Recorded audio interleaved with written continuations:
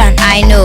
Corona is trending fast. I know. Some are scary, some are funny, others too. Fake news. Then don't share. Why not?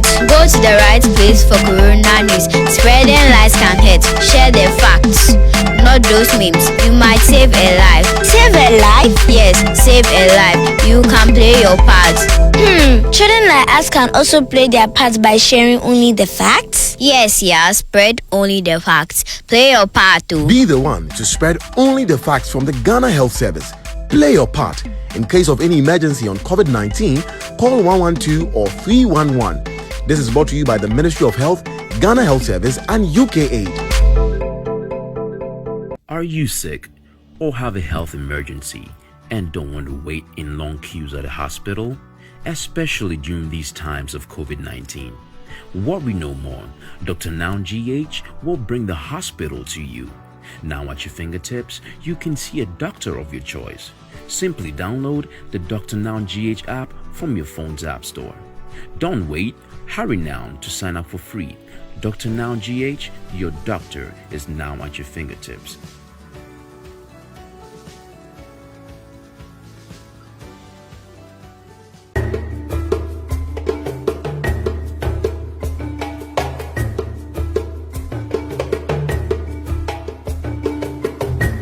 To advertise with us, donate sponsorships and suggestions, email us at trendafricatv@gmail.com or call us on 773-312-0318 or 773-756-6678. Remember to also follow and like us at Trend Africa TV on Facebook so you can always catch us live. On Instagram as Trend Africa TV 123 or subscribe to our YouTube channel as Trend Africa TV and click on the notification button to watch previous shows. You can also visit our website for your African news, entertainment, fashion and sports updates on www.trendafricaonline.net. Trend Africa TV, redefining Africa.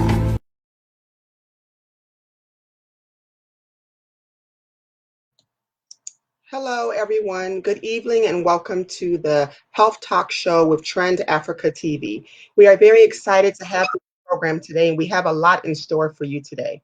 My name is Eunice Cromwell. I'm a family nurse practitioner and also the business manager of the Ghana National Council.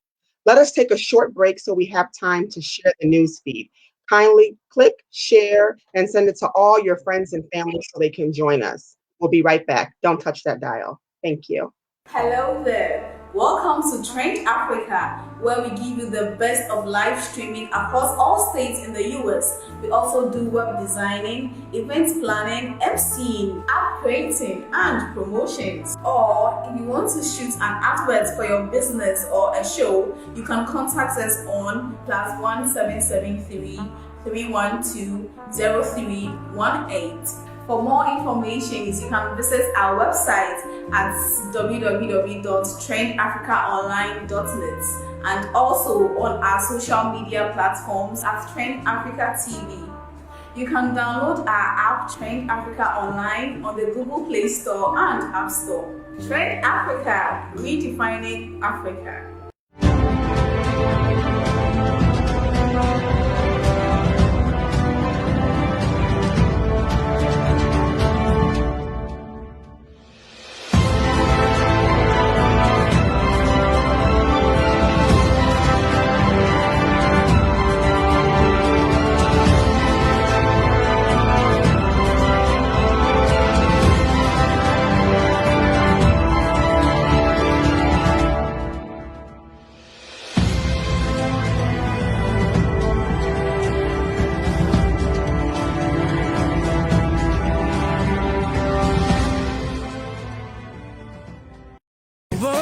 My name is Eunice Cromwell, and I'm the business manager of the Ghana National Council.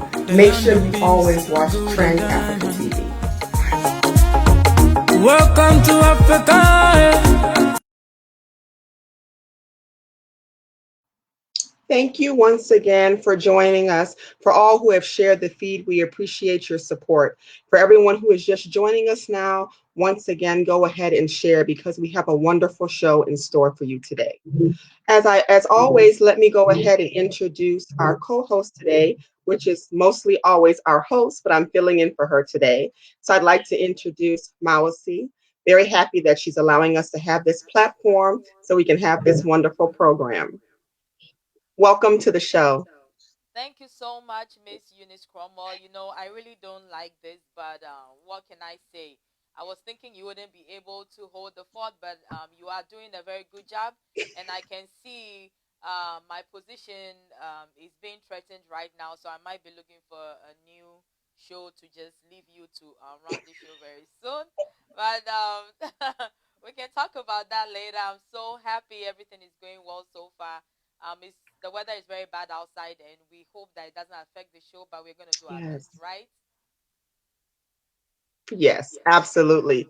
Thank you. And thank you once again for the platform. As we are all aware, COVID 19 is an infectious disease that has been causing a lot of problems. Many people are affected with COVID 19 and they experience sometimes mild to moderate symptoms. But in some situations, people have to be hospitalized. Today, we are privileged to have a physician that's going to be speaking to us about his firsthand experience with COVID 19. It's interesting because as a healthcare provider, we are going to hear his firsthand experience. He's going to talk to us about how he was able to manage his symptoms. He's a cardiologist, so he's also going to give us hints on how we can also help our disease. At this time, I really want to encourage everyone who has been going through COVID or knows someone who has gone through COVID to really go ahead and share the feed. So I'll take this time to just go ahead and introduce our guest. We are very privileged to have him. Dr. Collins Kwarteng is board certified internal medicine, echocardiography, nuclear cardiography, and adult cardiovascular disease, and interventional and structural cardiology. He is also the CEO and owner of the City of Heart, Hope, and Vascular Center in Georgia.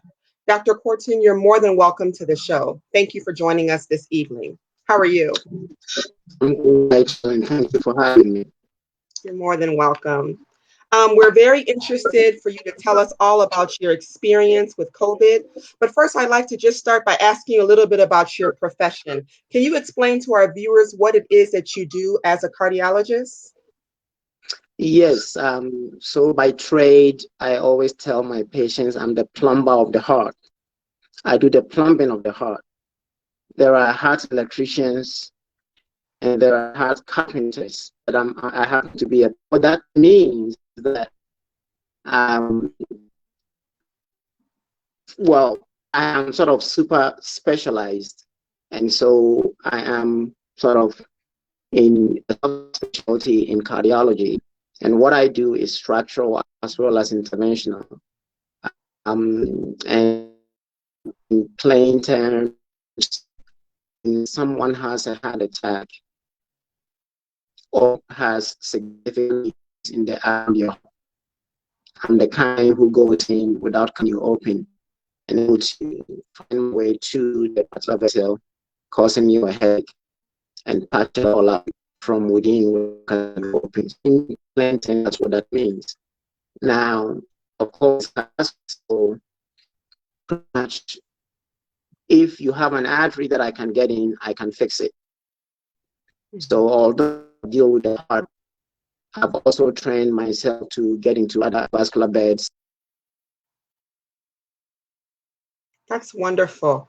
Could you tell us exactly what motivated you to start the City of Heart, Hope, and Vascular Center?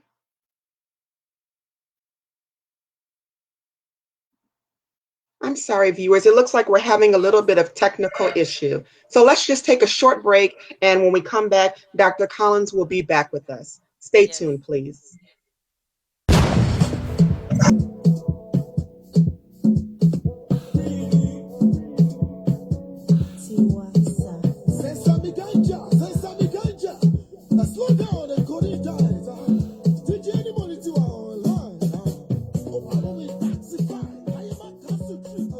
Check out have this beautifully made artistry of coffee tables made from a combination of recycled tires, jute ropes, wood, and fabric to suit your style. Yes, we make to order. These coffee tables can help you make a statement in your bedrooms, offices, and living rooms. But remember, we only ship within the USA and Canada after shipping cost is paid. Call Jasper Designs on 1-306-203-2650 or email us at doduyayra@gmail.com. Follow us on Instagram at Jasper Love or follow Pearl Yara Agboka on Facebook. Don't be left out. Please place your orders now. It's the creator. Maka maka. Royal Black says the Abba. Maka maka. Entertainment and sports. Maka maka. I say politics. Maka maka. Royal Black says. Assembly Safwa. Bie assembly Puno. Sane pia de kami. Ekome ya kotokumi. Ekome ya misegbe. You want love fake hanye. Maka maka. Royal Black says the Abba. Maka maka. All the trending issues. Maka maka. I say politics. Maka maka. Entertainment and sports. Maka maka. RBJ the Abba. Where you full from cry. My name is Eunice Cromwell, and I'm the business manager of the Ghana National Council. Make sure you always watch Trend Africa TV. Welcome to Africa.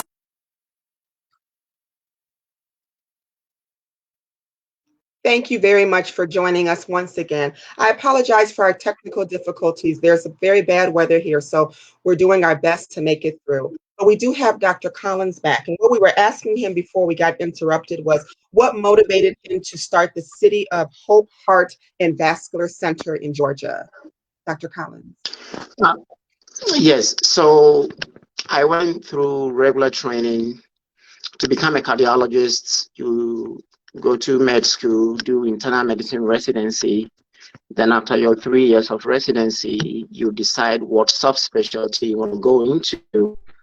If you want to end there, you end there. I had some prior experiences even before I became a physician that shaped my thinking and what I wanted to do. So for me, just ending at internal medicine was not an option. I always knew that I wanted to be a cardiologist.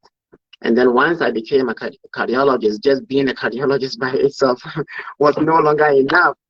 And so, we've had this discussion around the dinner table multiple times. And I always recall my mom telling me, so when are you going to stop studying?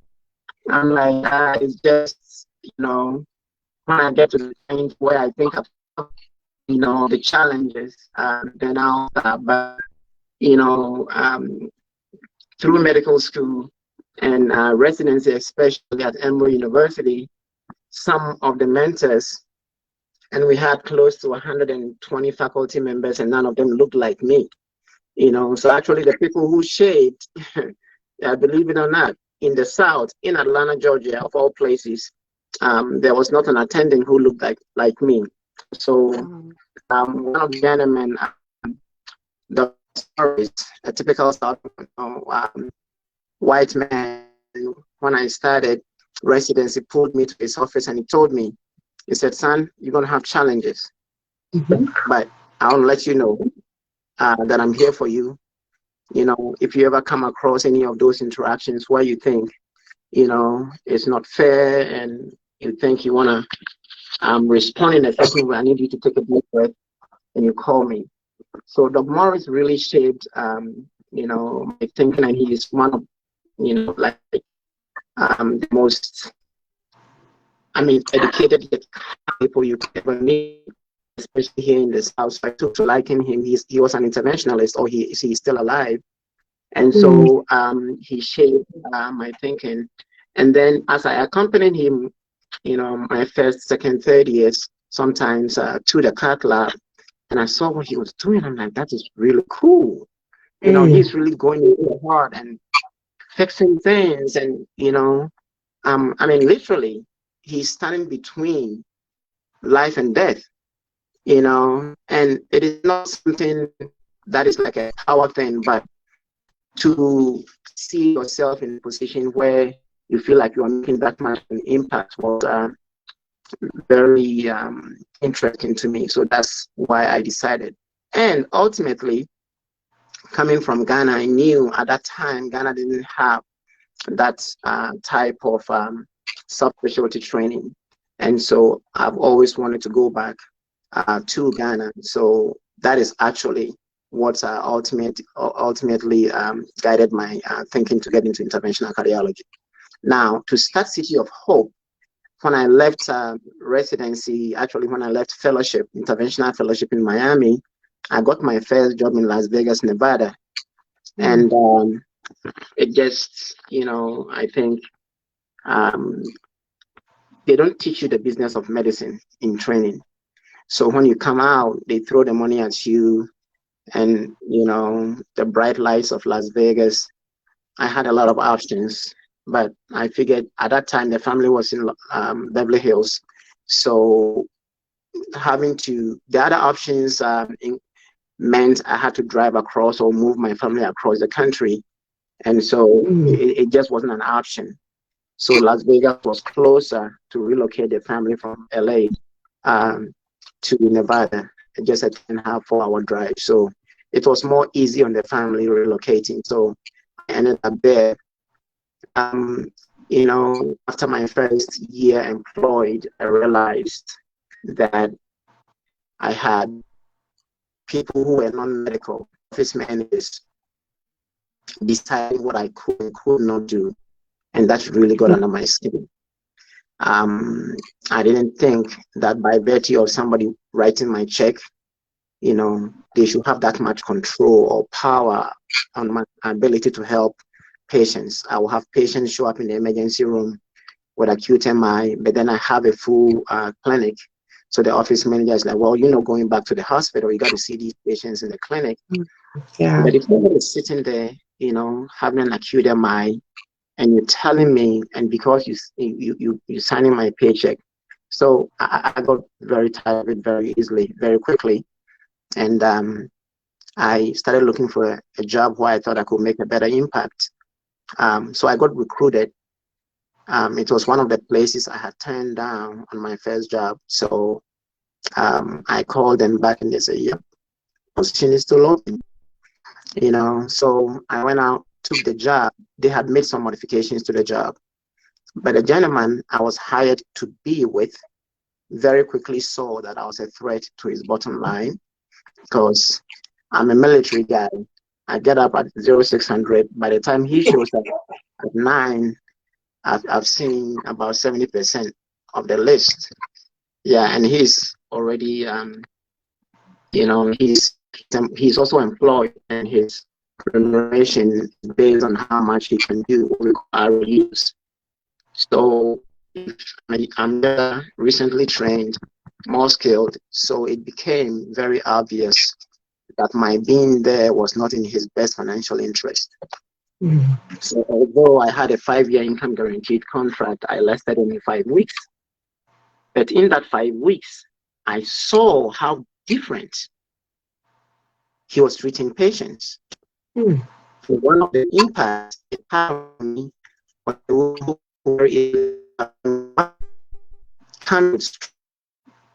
this prescription for out on the family, and it was a black family. I took offense to that. And I said, nope, that patient is not getting a prescription and not going home. I mean, you can send somebody who has a blood pressure of 220 over 110 and do a prescription on them. So I told my nurse to bring me a wheelchair. The office is not far from the emergency room. I couldn't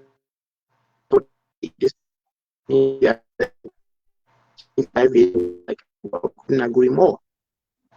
And so not long after that is when I lost my job.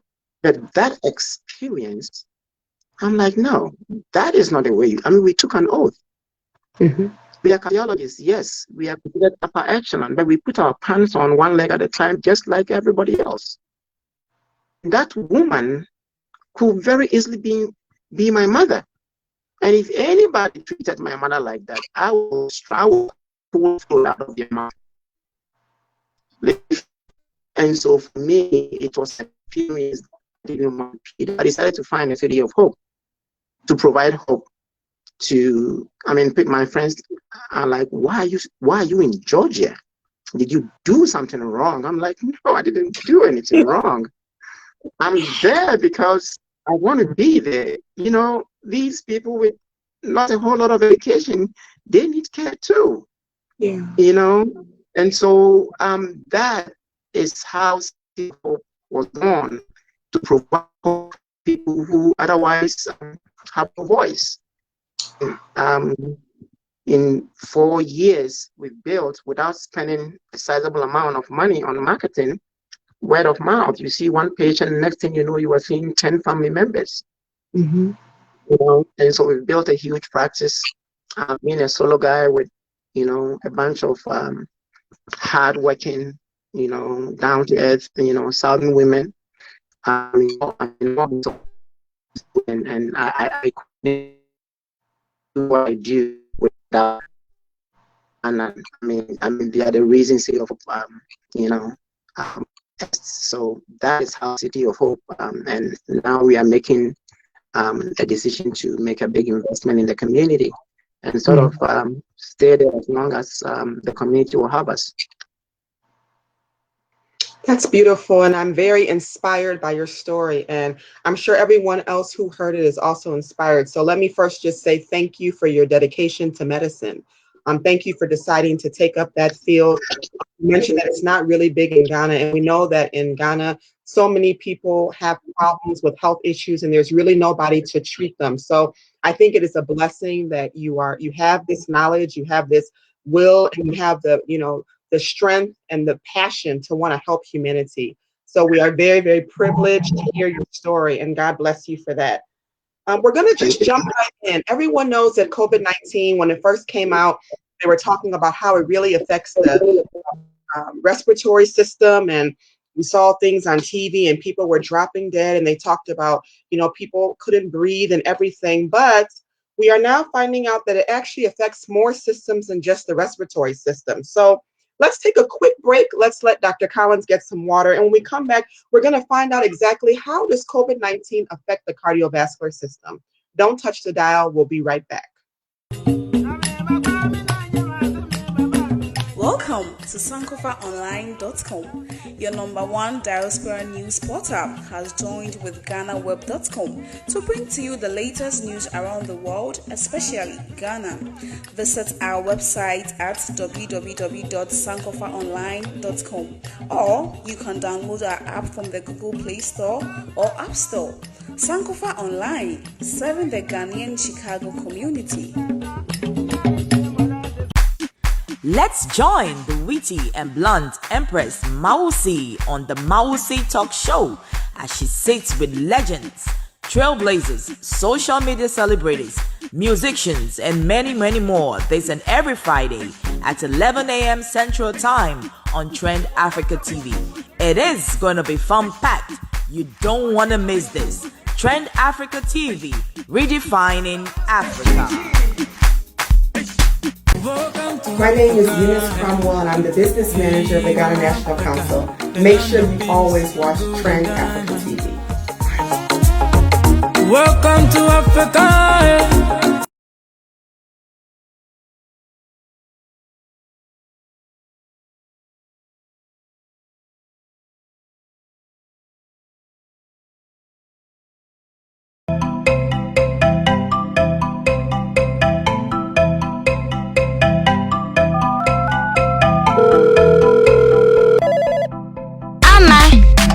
Internet is so much fun. I know. Corona is trending fast. I know. Some are scary, some are funny, others too fake news. Then don't share. Why not? Go to the right place for Corona news. Spreading lies can hurt. Share the facts, not not those memes. You might save a life. Save a life? Yes, save a life. You can play your part.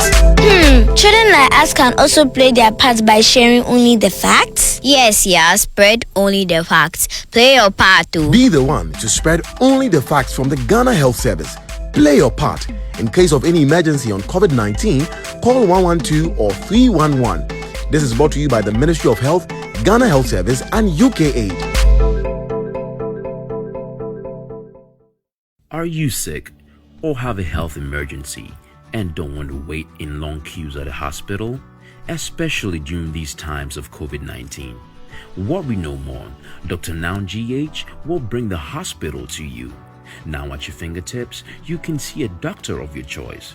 Simply download the Dr. Noun GH app from your phone's app store. Don't wait. Hurry now to sign up for free. Dr. Noun GH, your doctor is now at your fingertips.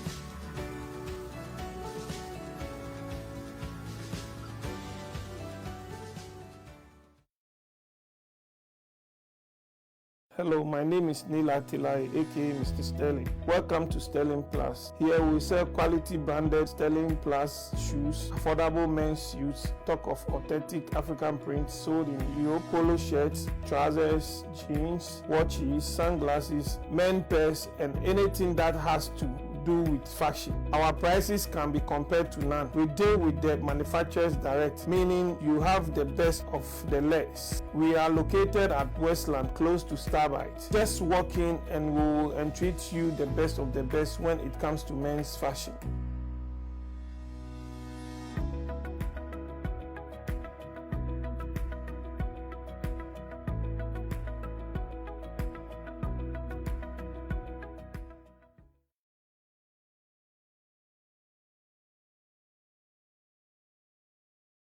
Everyone, and once again, thank you for celebrating and spending this time with us for our Health Talk show.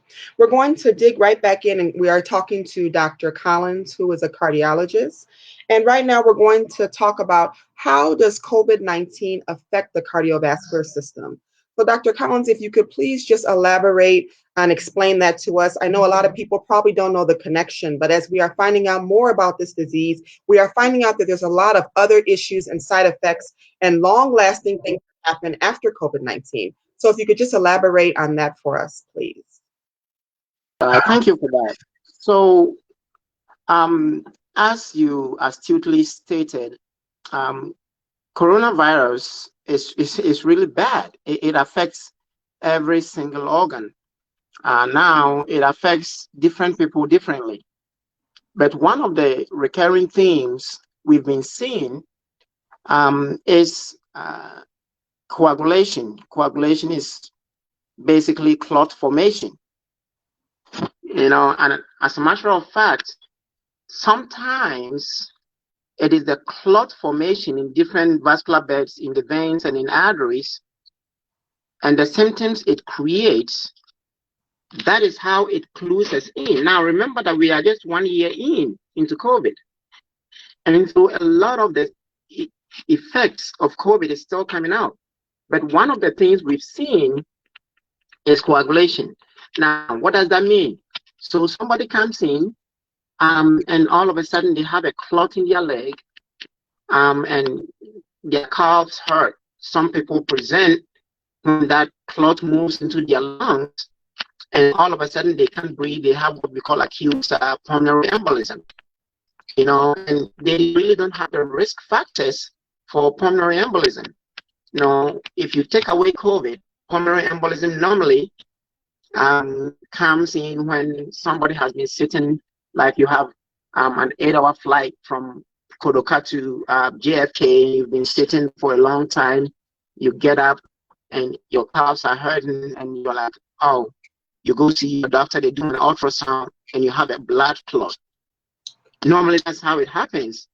But since COVID came in, it's happening to people who do not have those risk factors, people who have not had surgeries. The person comes in and one arm is bigger than the other and it's so intensely painful, and you check their D-dimer, which is a blood test that we check, and it's highly elevated. In the beginning stages, that is how we started finding out that there's got to be something more to just, the regular run-of-the-mill clot formation. Now, so that is one of the things that is potentially deadly. What COVID does is that if it doesn't get you, the virus causes in your body, it causes to take you out. Okay, now in my initial tweet, I mentioned the fact that on Christmas weekend, I was on call for acute MI at a hospital outside where I usually work. They had no help, so they requested that I cover them for the Christmas and the New Year. In 3 days from Friday evening to Monday morning, I fixed 6 acute heart attacks. They tell me that they've not seen that for over 15 years. I mean, I could not fix them fast enough. At one point in the emergency room, I had 3 acute MIs. They called me down, I went down, and they approached me with another EKG. We have another EKG in the ambulance and route, ETA 30 minutes. And so, and that particular location was prime in Georgia for having some of the worst outbreaks of COVID in the initial onset. And so coagulation is one of the issues that we deal with COVID. The other issues we see now, we do know that COVID affects your lungs mostly. All right, and for people who have severe disease, they tend to get a COVID pneumonia. Now, if you think about the anatomy, your heart is sitting on the left side of your chest and it's in close proximity to your lungs. The lung sort of wraps around it. So if you have a very, very bad COVID pneumonia and you have all that fluid sitting because of the pneumonia, ordinarily you have a very tough covering around the heart. I mean, the heart is the most important organ in your body, right? I mean, it's the engine that makes you go. And so naturally it's protected. So this tough covering, sort of a 2-layer covering, like Kevlar, more or less, I mean, just to give an example, which sort of wraps around the heart. Mostly you have about a small amount of fluid within those covering. There is one covering which is intimately attached to the outside of the heart. And then it sort of wraps around, sort of bends over itself. And in between the 2 layers, okay, is a small amount of fluid, which allows, because when your heart is not stagnant, when it moves, that motion, it twists a little bit. And so if it's sitting there anchored in place, it will not be able to do what it does. It doesn't just sit there and squeeze, it squeezes and twists. And in that motion, that little fluid, physiologic fluid, allows to prevent the friction between those 2 layers. So what we've seen also in COVID is that especially in people with bad or like moderate to severe disease who get like double pneumonias, the inflammation, because the body is supposed to be a sterile, place.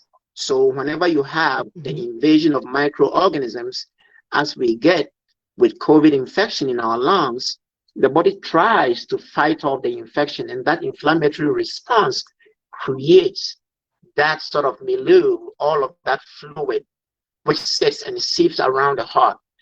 Now, if it sits there for a long time, eventually the covering of the heart can be inflamed. And so that is also one of the things we've seen.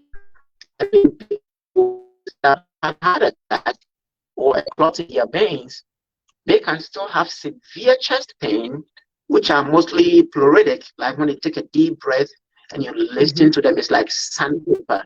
Those 2 layers become so inflamed that when they rub together, it's like sandpaper rubbing together. And that can be intensely uncomfortable. When the disease is really aggressive especially in patients who are a bit immunocompromised, people on dialysis, very controlled diabetes, uncontrolled high blood pressure, people who have had disease or had this in the past, you can have, because of the reduced immunity, you can have the virus, actually the viral, inflammation of the heart muscle itself. That becomes what we call the myocarditis, the viral myocarditis, where your body trying to respond to the infection leads to sort of the actual heart muscle itself becomes intensely inflamed, and you can have that inflammation. And if it's severe enough, normally other sort of viruses are historically known to cause that. It's very rare and can cause, significant damage to the actual heart muscle itself. The whole effects of COVID on the cardiovascular system is not going to be known.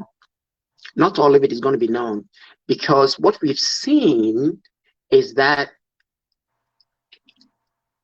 especially in the lung, COVID leads, the inflammatory response leads to that scarring, where you have people who have fought the COVID. As a matter of fact, I just discharged a patient who had COVID March of 2020. Oh, wow. And still coming to the hospital because she can't take a breath. The lungs are all singed up, and she had it bad, and her husband had it too. She's one of those people who had a double infection. She shed hers, her husband got it. She thought she was immune or protected, and the husband gave it to her again, so she got the double whammy. Oh, wow.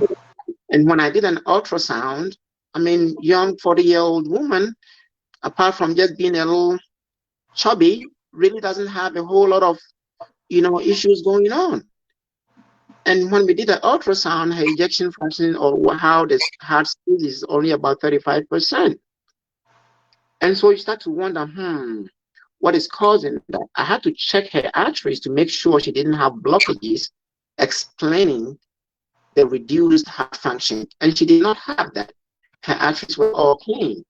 And so you look at the history and look at what is the likelihood. There is nobody in her family who has had congestive heart failure. Because normally, to confirm that somebody inherited the congestive heart failure, you have to confirm it in 3 generations. So if your grandfather or your grandmother and your mom or your dad and you are getting it, that is over 3 generations.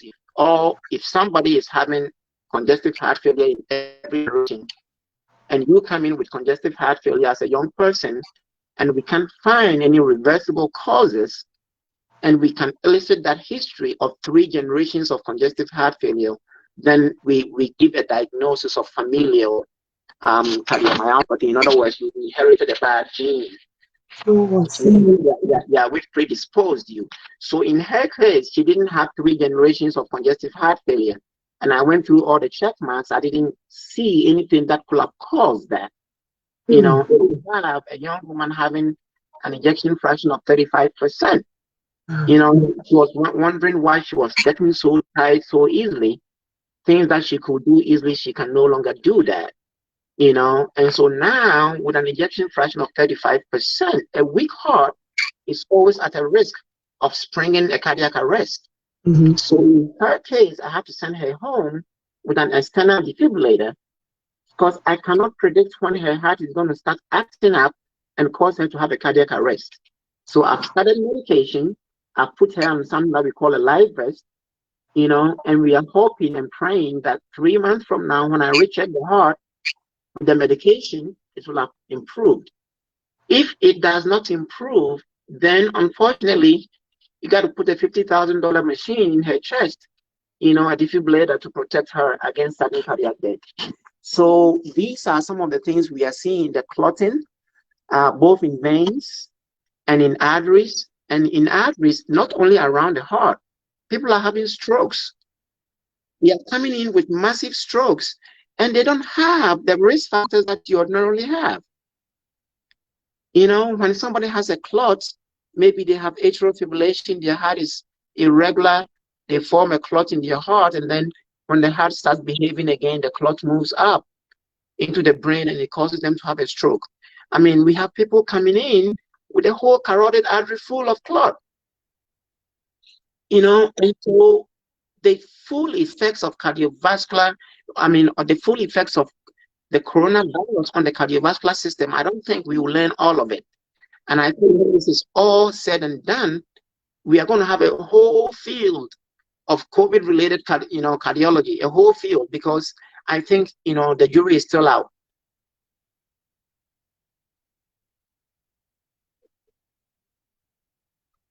For us to know these things, and that's why I was very excited to have you come and really share this information. It's important for us to know the long-term effects and how it really affects the body. So we have been preaching this since we started our program, and we've talked about COVID-19. And so I take this opportunity once again for everyone who is listening. Prevention is so much better than cure. As you've heard everything that Dr. Collins said, these are some things that cannot be reversed. And the only way we can protect ourselves is, once again, social distancing, wearing our masks, which we'll be talking about later with Dr. Ofori. They even want us to do double masking. And then, of course, we now have the opportunity to get the vaccine, which is not going to prevent you from getting COVID-19, but we are understanding that it's going to help our body be familiar with the virus. So when it does come, your body knows how to fight the vaccine. So let us take these things very, very serious. At this time, I'd like to bring in Mawasi, and she works in the hospital. Can you tell us what you are also seeing in the hospital? What are people coming into your hospital for in terms of COVID-19? What have you seen firsthand? Say right now is You're can you hear me? Yes, now I can hear you. Thank you. Oh, okay, I'm sorry. So what I can say is, compared to the first wave of COVID, when COVID first started, what I noticed was the symptoms were very, very severe, and the patients were more sicker. But now we are having less patients coming into the hospital, and the symptoms are not very severe as before. However, I'm noticing that a lot of people are now staying out of the hospital, and we are still discharging patients as long as they don't have, um, they don't have life-threatening symptoms. We try and stabilize them, and then we send them home. And when we are discharging them, they are very shocked. They're like, "Oh my God, I'm still COVID positive. Why are you sending me home?" And we keep telling them, you are medically clear to go home. I mean, we've been able to maybe control your symptoms, and now you are breathing better. We've taught you how to manage your symptoms and know when to come back to the hospital. So I've been working with COVID patients since its inception, and I have still not contracted COVID yet. Knock on wood, I thank God. But then most of my workers have turned out positive, and I don't know what I'm doing right and what they are doing wrong. And sometimes I see most of them using bleach all over their bodies, and then they still end up turning out positive, and I'm like, what is going on? But I think it's way under control now. There have been a couple of people who have come in with cardiac problems, where they come in and their D dimers are very elevated, and then we find out that they have blood clots, and then sometimes their D dimers are elevated and they don't have blood clots. So I would like to ask Dr. Collins, is D dimer a definitive for a blood clot, or is it just a blood work that is off with no heart connections? Yeah, so D-dimer is essentially an acute phase reactant. Okay. Yeah, its importance is clinically more relevant when it's not there. Okay, when it's normal, you can be rest assured. But when it's there, it is not just COVID. It's an acute phase reactant. Even a woman on a menstrual period, okay, can have an abnormal D-dimer. It doesn't mean they are forming clots or passing clots or whatever. So when it's positive, it is non-specific. it clues you in that there is something there, you have to go look. Okay. But its importance is when it is not there. So if the D dimer is normal, you know there is not a clot there. Okay. But if it is abnormal, is it a clot in the cows? Is it a clot somewhere in the lungs? Is it somebody who has pneumonia? Is it somebody who is getting, acidotic? All of these things, or somebody who even has bacteremia. Because as soon as your body tries to start to fight an infection, it's an acute phase reactant. And so it is one of the things, but the COVID-related D dimers are astronomically elevated. And so when it's positive and it's like slightly positive, you're like, okay, what is going on? But when you start to get D dimers in the 2000s, you know there is a massive coagulation process going on somewhere. And you cannot look at that and say, oh, well, the patient does not have symptoms. You've got to look. You've got to look in every nook and cranny of that body. If you need to put them, because it is hard to see D dimers that highly elevated and not find something wrong. And if you don't find them, you are not looking wrong. The importance of the D dimer is when it is normal. It can give you some sort of reassurance. Okay, all right. Thank you, Dr. Collins. And also, we know you contracted COVID. I don't know if my host, can we go on and talk about him contracting the COVID-19 virus? Yes, I'd actually like for us to share. Why don't we share his video?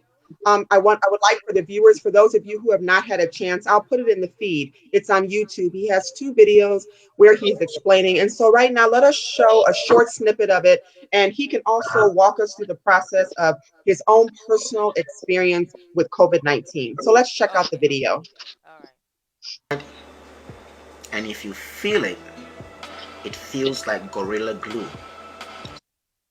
Disclaimer: this is not the end all be all.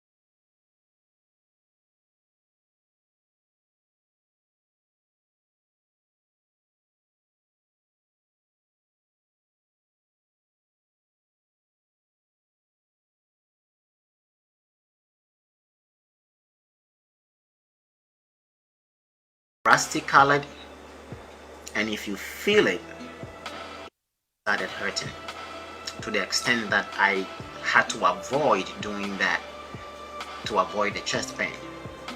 But after I started the steam therapy, it made it easier. The benefit of the grounded ginger and all of that is to just to create that aroma and irritant, which when that irritation hits your nasal passages and your lower airways, it helps to induce that cough reflex, and then that coughing then helps to bring up. And I'm telling you, when that mucus eventually comes out, it's rusty colored, and if you feel it, it feels like Gorilla Glue. So imagine all of that thick glue-like mucus sitting there in your airways with no way to come out. And then you can start to understand why people go into respiratory distress if they don't manage it well.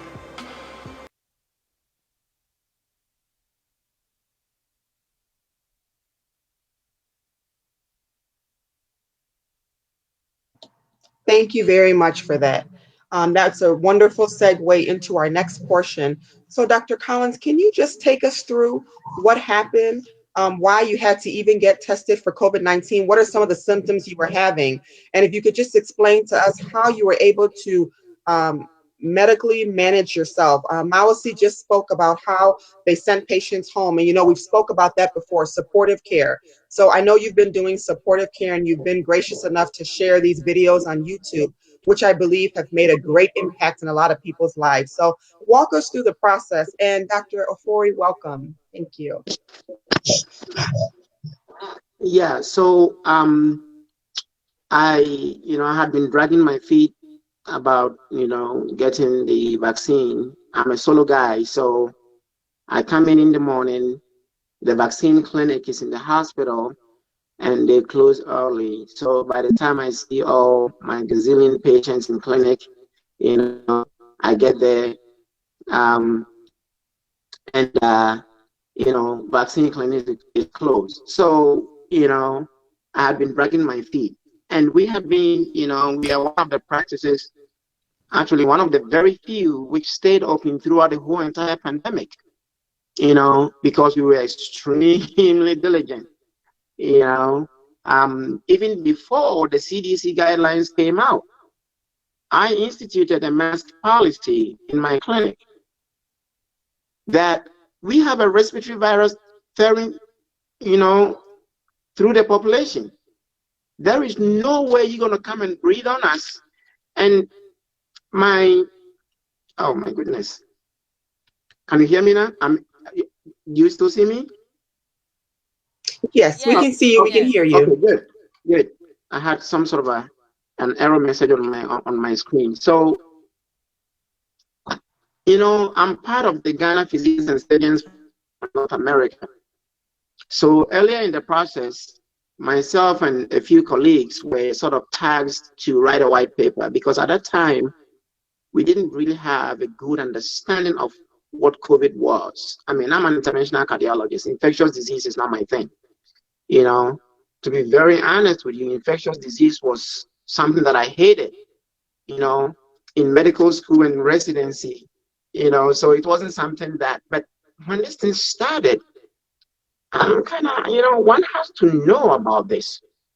And so, being a loudmouth, we had a meeting, a conference call, and I suggested that, people really don't understand COVID-19.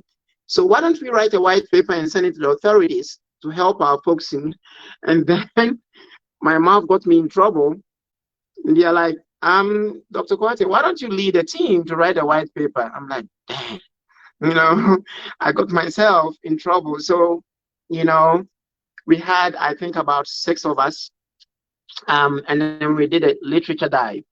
So I had gotten to really understand coronavirus, and we sent a white paper which was actually shared broadly, which you may have seen around, but I'll be happy to share that with you so that if your viewers really need to learn about coronavirus, it's a free document, you'll be happy to share that.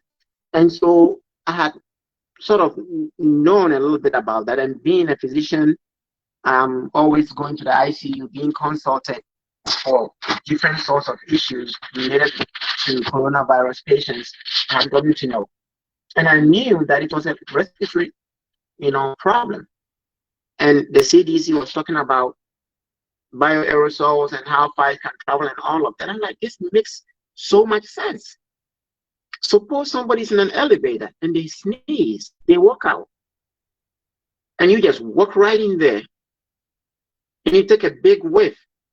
There you go, you just got it.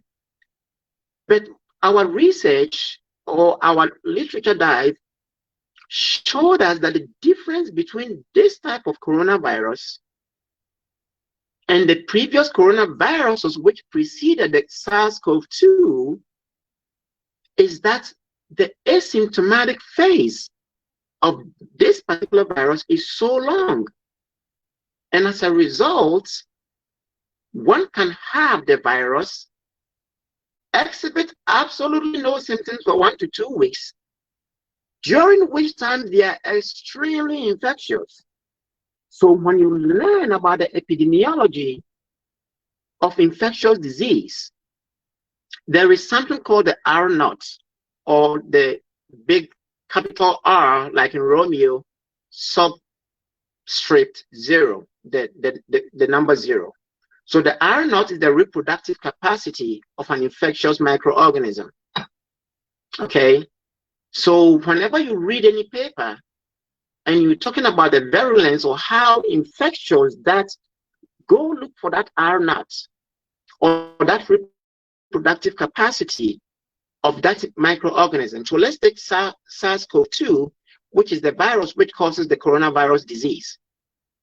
Okay, previously, a decade or so ago, there was the original SARS, which was also from East Asia. And then a few years after that, there was the MERS, which is the Middle Eastern respiratory virus, which was like transferred from camels, okay, to human beings. So it was in the Saudi Arabia, sort of the Middle Eastern region.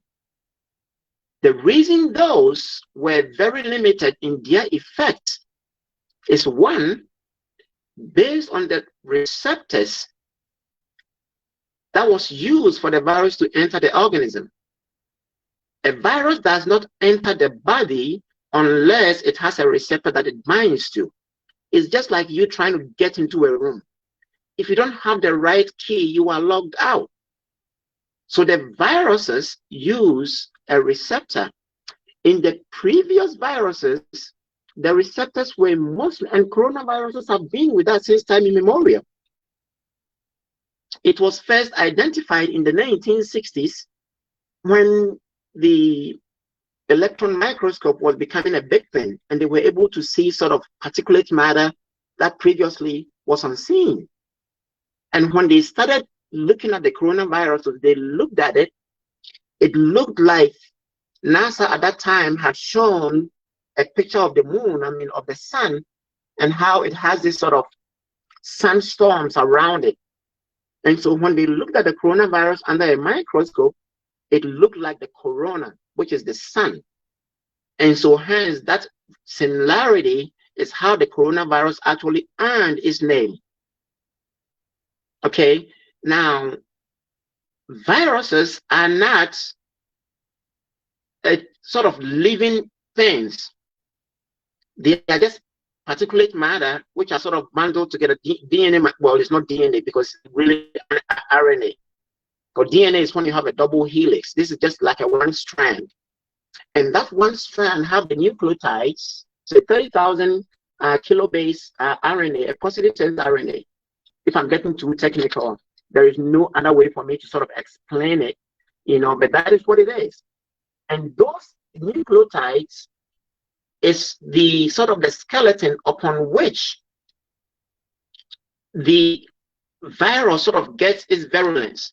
So some of that nucleotides code proteins which makes the structure, and others also code for the sort of the proteins on the surface which attaches to a cell. So the reason why the previous ones were limited in their effect was because of where the receptors were most of the previous receptors were mostly in the upper respiratory. So when you got those virus infection, it was limited to the upper respiratory system. So you had a sinus infection and the headaches and the nasal blockage and stuff like that. So it was very limited. The reason why the SARS-CoV-2 virus is having more of a deadly effect is that the receptors are lower in the airways. They are more lower in the lung parenchyma. The ACE2 receptors are down there. So when you see it and all of the phlegm and everything is going down, or when the particles get down directly, that is how it enters. So when it enters a cell, it sits there. So it's through a process called endocytosis. So it attaches to a cell membrane, and the cell membrane that then invaginates, and it sort of captures that virus into a vesicle. It's like a small bubble, and it sits in the cytoplasm of that cell until the conditions within the cell becomes conducive. That conducive atmosphere is normally when the inside of the cell becomes more acidic.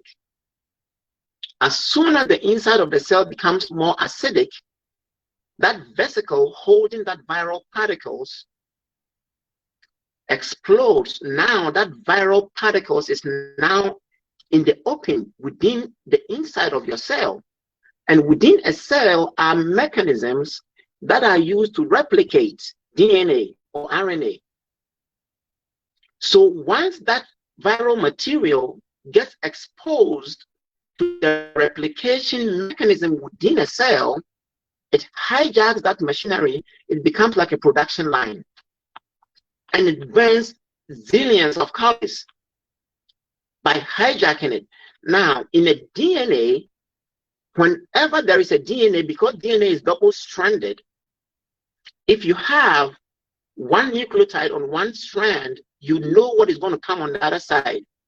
So the machinery replicating a DNA, if let's just, for example, say that A nucleotide on strand A is supposed to attach to strand T, to T as a nucleotide on the other side. The replication mechanism, just like a zipper you have on your dress, when you pull the zipper, what happens? It cinches both ends together, right? So just imagine the actual zipper as the machinery copying the DNA. If there is a mistake, because there is pairing, A is supposed to go to T and T is supposed to go to G. If A does not go to T and G is put in there, that machinery is able to recognize the mistake and fix it. However, in replicating the viral particles, there is no that checks and balances there. So it just burns it and it puts a lot of mistakes in there. Okay? And so what happens, that is the reason why we are starting to see all of these new variants. Because if I give you the virus, when it goes through your body and it comes out on the other end, because of the mistakes it makes, you are seeing a completely different virus, so to speak, coming out. This is why this virus is so dangerous. Okay? And so, like you said earlier, people have to really pay attention, because we can kill this virus if everybody listened. We can cut off the virus if I don't go out there. That virus is not an independently living organism. A bacteria is an independent organism. It has mitochondria. It can break into two and reproduce. A virus doesn't have that capacity. The only time a virus can self-sustain is if it continues to get into a host where it hijacks their mechanism. And this is why the Trump administration's negligence, and I'm sorry, I'm not trying to make this political, but if there was leadership on this issue from the top, and we were able to restrict that initial lockdown that we had, Had we sustained that, America will not be in this predicament and the world will not be in this predicament.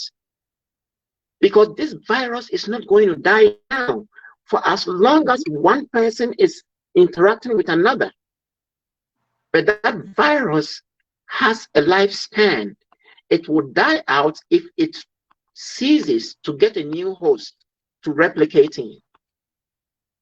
So this is why, so with my knowledge, based on the research we did to write that white paper, before CDC even came out with their guidelines, in my clinic, I said, you are going to wear a mask before you walk in here, or I'm not seeing you. I have a lot of things to achieve in my life before I die, and you are not going to take me out like that. And so we have been really particular about that. I mean, I have a senior nurse who is so OCD, sometimes it becomes even offensive. Even when the patient is sitting there, he starts spraying around them. I mean, he doesn't want anything to get to our tables and our environment. However, despite our best efforts, we had a patient, and I think that is where it goes to. We had a patient come in because we screened at the door. She told us she had no symptoms. We checked her temperature, had nothing, no cough, nothing. She was coming in for a stress test. She's an elderly lady, not educated, hasn't seen a treadmill before. So I was trying to make her comfortable. So we're doing a stress test and we put the leads on her. But as she's walking, the EKG on the screen was starting to act up. Now, I'm just by myself with a woman in the room. Now, you know how we put on EKGs, all right? It's around the boobs. So I'm not going to go start feeling on a woman who is doing, to try and get the EKG straight. So I called my nurses, hey, can you guys come back here and help me fix this EKG lead? So two of them walked back to help me. And it's either, we were in the middle of the stress test. She was wearing a mask, but imagine walking on a stress test with a mask on. You are breathing very heavily and we are in a small room. And so although she's wearing a mask, she's struggling to breathe. And the mask keeps falling off, pulling off of her face. So the two nurses I called into the room, myself and the person who checked her in, all of us got symptoms almost at the same time. And the only person in the clinic who did not have it was the young lady who was checking in another patient. I was wearing my mask. I was in my protective gear. But I guess if she had it, and she's the only one who could have given it to us, because we are extremely careful. But because people are still going to have heart attacks. See, that's the thing. If COVID does not get you, waiting to get a life-saving procedure because all the beds are occupied by COVID patients, and it's happened to me. Where a patient came in with a heart attack, pretty much every bed is taken in the hospital. I called all the way to Chattanooga, 260 miles away. They had one bed, but they said, we are not giving you our one bed that is on the left. This woman, in fact, got into cardiogenic shock and ended up just despite our best efforts. So this is why it is so important. So to explain how we got it, in an attempt to still continue to take care of our community, we compromise ourselves, not because of negligence, but because the situation that we were in exposed ourselves. So I started having a scratchy throat. And in today's day and age, when you start having a scratchy throat, and look, I'm Superman. I feel like I can do everything. I'm the first in, the last out. So when I came into work and I started perspiring, I mean, that weekend we were going to clean the office. We had a contractor come in, so I was lifting boxes off the floor and charts off the floor so that when they come in, they can steam clean the carpet. And as soon as I started lifting the box, I started getting very distant. I'm like, this is odd. And then all of a sudden, sweat started beading up on my forehead. I'm like, holy crap. Now, and so I'm like, okay. I went on straight out, and I went to a local primary care setting, and they swabbed me, and I came back positive. So then I dropped everything. And so that is how, unfortunately, now, my practice is not where my family lives. I'm more on the inside in the boondocks somewhere. So I go for weeks at a time, and that the weekend that I was due to go home, I had everything packed up, getting ready to go, and then I test positive. So that means mandatory quarantine. So I had to shut down the clinic, because then I told my staff, everybody gets tested. And then one after the other, I started getting calls. Yes, mine came back positive too. Mine came back positive too.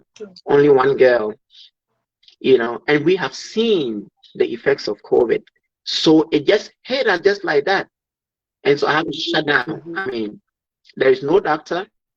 And even if I was okay, my staff were not okay. And I was committed to making sure that we all make it out. And we had, one of my nurses actually got admitted, required, her oxygen saturation was dropping, to the 60s. So she came in out of abundance of precaution. Look, we have been at the precipice of just not making it. And, COVID is no joke. So for those people still out there minimizing the symptoms and thinking that they are, invincible, I do not wish this on even my worst enemy. It is no joke. Wow, that is quite the story. Thank you so much for sharing. Let us take a quick break. When we come back, I'm going to have Dr. Ofori talk to us a little bit about vaccines and where we are in terms of the phase. And then after that, Dr. Collins, if you could kind of go through the medications we're taking. On your YouTube video, you showed us the azithromycin, the aspirin. You talked a little bit about the steroids. So let's just let our viewers know why you chose these medications to take it when we get back. So let's take a quick break. Everyone, just make sure you share this feed. As Dr. Collins said, COVID is very real, and he went into a very in-depth description. I really hope that more people can listen to this so they can really find out what is really about COVID-19. It's not something to play with, and we are not out of the woods yet. So let's take a quick break, and we'll be right back, and we'll continue on with Health Talk. Thank you. This is the Ghana Agenda, and my name is Alfred Amuzu. On the Ghana Agenda, we talk about political and financial related topics occurring in Ghana. We try to break down some of the most complicated issues, and we make sure that all our listeners leave the show with something at the end of it. Again, tell your friend to tell a friend. Alfred Amuzu is on every Sunday on the Ghana Agenda. Hi, my name is Ochiame Kwame, the rap doctor, and I have something to tell you. When you need a doctor, you mustn't go anywhere. All you have to do is to call Mobile Doctor. They will send a doctor to your home, send a fleb to come and take your blood sample. I will authorize the pharmacist to bring the medication to your home. Don't go anywhere. Mobile doctors will bring everything to you wherever you are. If you are looking for a discount, just call and give them this code OKMD, and they will give you an amazing discount. Mobile Doctors is my choice, and I recommend it for you. For more information, log on to www.mobiledoctors.net. Mobile Doctors, the doctors in your home. My name is Eunice Cromwell, and I'm the business manager of the Ghana National Council. Make sure you always watch Trend Africa TV. Welcome to Africa.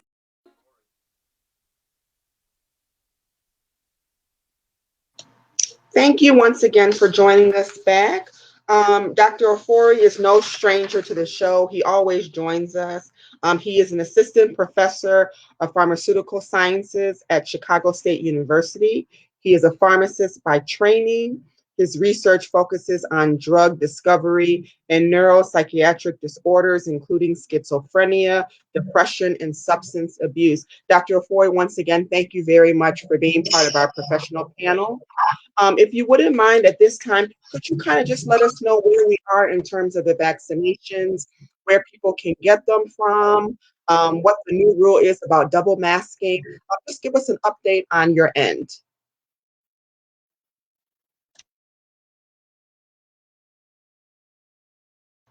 I think you might be on mute.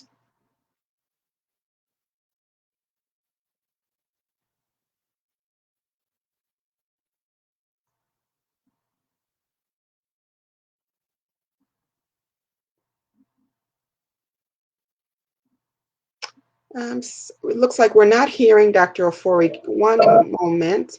Let's just, let's see if he comes back. Okay, so maybe we should read some comments now. Looks like he's logged back. He's logged out. He's going to be back. Oh, okay. Yes.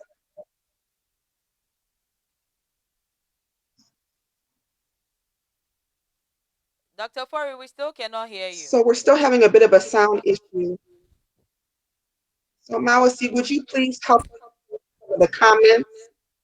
From the my questions end, that I don't people see have, much comments. and then we'll see. Okay. I just see the sound is gone, the sound is back. Thanks, my sister. Very informative. Thank you.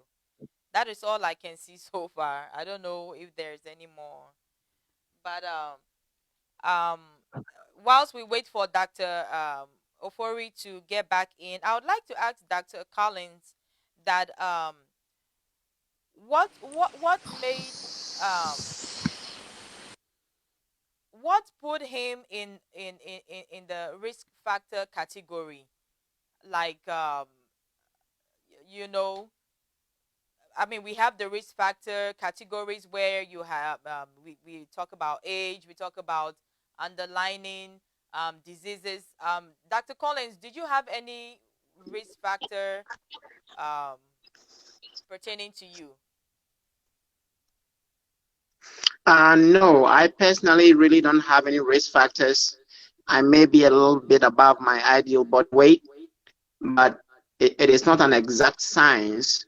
I don't have diabetes or hypertension, kidney disease, or anything like that. So the answer is no. But like I said, you know, for people with these diseases, it affects them even worse. But there are people who are quite healthy and they are still equally affected. So, right. Yes, there's a lot of narrative out there talking about, well, they died because they had, you know, pre-existing conditions. There are people without pre-existing conditions who are still dying too.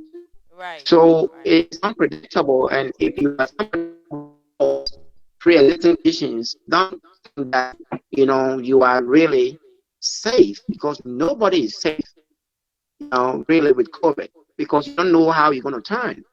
Right. I mean, my experience with somebody who is quite healthy, I try to exercise as best as I can, you know, and, you know, being in the profession I'm in and always beating it into people's hearts about how they need to be healthy and doing all of that.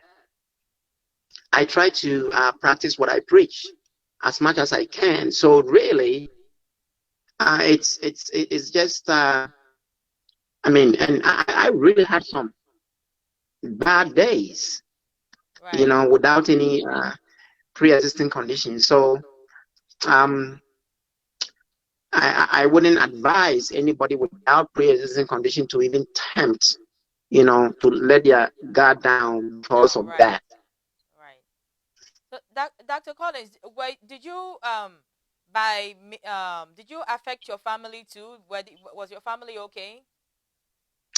My family was okay.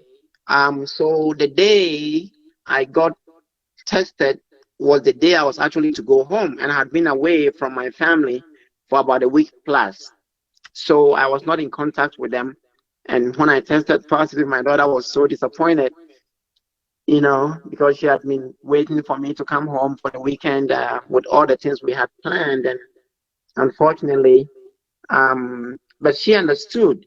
because right from the get-go, she was really into finding out about coronavirus. So she herself is a mini expert. So she definitely understood, yeah, why I wouldn't come home. She's taking daddy's footstep, right? Unfortunately, she does not want to be a doctor, which is heartbreaking, which is really heartbreaking for me. Our producer was just telling me how he thinks you are so smart and we have to have a part 2 of this show. He's saying, oh my God, this man is so smart. I mean, the information you're giving out, this is giving us a different aspect and a new perspective on coronavirus. We've always thought about it being mainly respiratory, but as time went on, we're realizing that it also affects the cardiovascular. I even have a friend who had a stroke through COVID. And I was like, are you sure it's COVID? But after speaking to you, I'm beginning to understand things better. So thank you so much for your time. So we want to also find out from you the medications you were taking. We want to talk about those medications. So I'll hand over back to my host so that she can take over and ask. She's in control.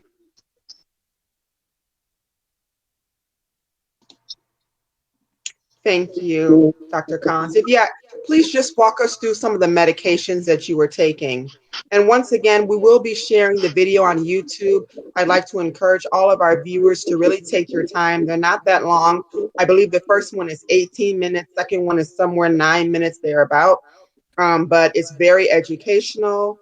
You can watch it and just learn some of the things that he went through. And he also takes his time to explain the rationale as to why he chose the medications, which is very important. So we'll go ahead and give you the time. After that, we'll into Dr. Ofori so he can give us our update on what COVID is and the vaccines. Thank you. Okay, so now, as you may already know, I'm not an infectious disease doctor. But being in a community hospital in an area in Southeast Georgia where we are hit, really badly with COVID, and also being consulted on most of these patients whose charts I have access to, it has come as sort of second nature. Like when you consult on a patient, you have an obligation to do a chart biopsy to go through everything they are on, because sometimes the medications you prescribe may have a drug-drug interaction, and you need to make sure you are going over their medication administration record, what we call the MAR, to make sure. So I've seen what we have been treating these patients with. Now, of course, if a patient is going to come in, then it means that they've met criteria for admission, that their disease process is at a point where it cannot be managed at home, right? And some of those includes, actually, the main is the respiratory distress, the lack of oxygenation, where they come in with, sometimes you can pick patients up with saturations in the 70s on room air, and, for, Caucasian skinned people, you can see that they are starting to look dusky. Okay, there is that clinical eye. If you are in clinical medicine, 50% of your diagnosis is made by just your eyeball test. Okay, once you walk into the room and you see right there and then the light bulb starts going off. Okay, they look cyanotic. What causes cyanosis? Lack of oxygenation. Their lips are all ashy. They look dusky. So right there, you do the eyeball test and you see what might be going on. At least astute clinicians do that. And the people who mentored me and trained me to be a physician, that is the one gift that I'm always thankful for having that ability, walking into the room within a minute, sort of get an order of what your differential diagnosis is. Now, so the people I've seen in the hospital are the people who are sort of on the bad side. Okay, so when they come in, historically, they get a mid-roll dose pack, and it is, of course, we give antibiotics, but we are treating a virus, and people are always confused. Why is the doctor giving antibiotics for a virus? it is not because we are trying to treat the virus with antibiotics. I mean, that it doesn't make sense, right? But there is co-infection. That's opportunistic, opportunistic bacterial infections, okay, can take hold of your lungs, okay? And so we give addition to the antiviral, and remdesivir, the medicine that has been used, it is a 5-day course of therapy, and you don't do it outpatient. So those patients have to be in an inpatient bed for observation to go through their course. So it is the steroids, and which is an anti-inflammatory, because the whole pathophysiological process is not just from the virus affecting your body, but your body inflammatory response to the viral invasion in your body creates a detrimental effect as well. So those medications are also supposed to sort of tamper down the heat a little bit, the temperature, okay, not literally but figuratively, sort of lower the temperature a little bit in your body, okay, to sort of get that inflammation down, okay. So you do the antiviral. Now it received emergency use approval, okay, because at the time we didn't have it. The jury is still out to whether that medication now deferred to the professor here to talk about that. Okay, I always stay in my lane. But to answer your question, okay, those are sort of inpatient medications. So oxygen therapy, high flow oxygen for patients who are really desaturating, and then the antiviral medication with the remdesivir, antibiotics, the azithromycin. There are other cocktails that other sort of places are using. Now, we need to help your immune system. So one of the data, or some of the data coming out, has been that people who are deficient in vitamin D have it the worst, okay? And when you look at sort of clinical literature historically, African Americans are vitamin D deficient, okay? And so, and vitamin D just goes for everybody, so that is treated. We know vitamin C also enzymatically, it also helps the immune system. And so the vitamin C and then the zinc is an element that also has sort of that protective effect, is used in reactions. Once again, we defer to the assistant professor and sort of speak that that's historically what has been used. Now, I chose, as I stated earlier, one of the cardiac/vascular complications of COVID is the clot formation or the thrombosis, which can be veins in your deep and also travel your pulmonary embolism, as well as thrombosis, okay, which is clot formation in the arterial bed, and the arterial bed includes the coronary vessels and also your carotid arteries. So it is both clotting, and it affects both. Okay, when you get in your left migraine, it's a PE. If you get it in your carotid, you stroke.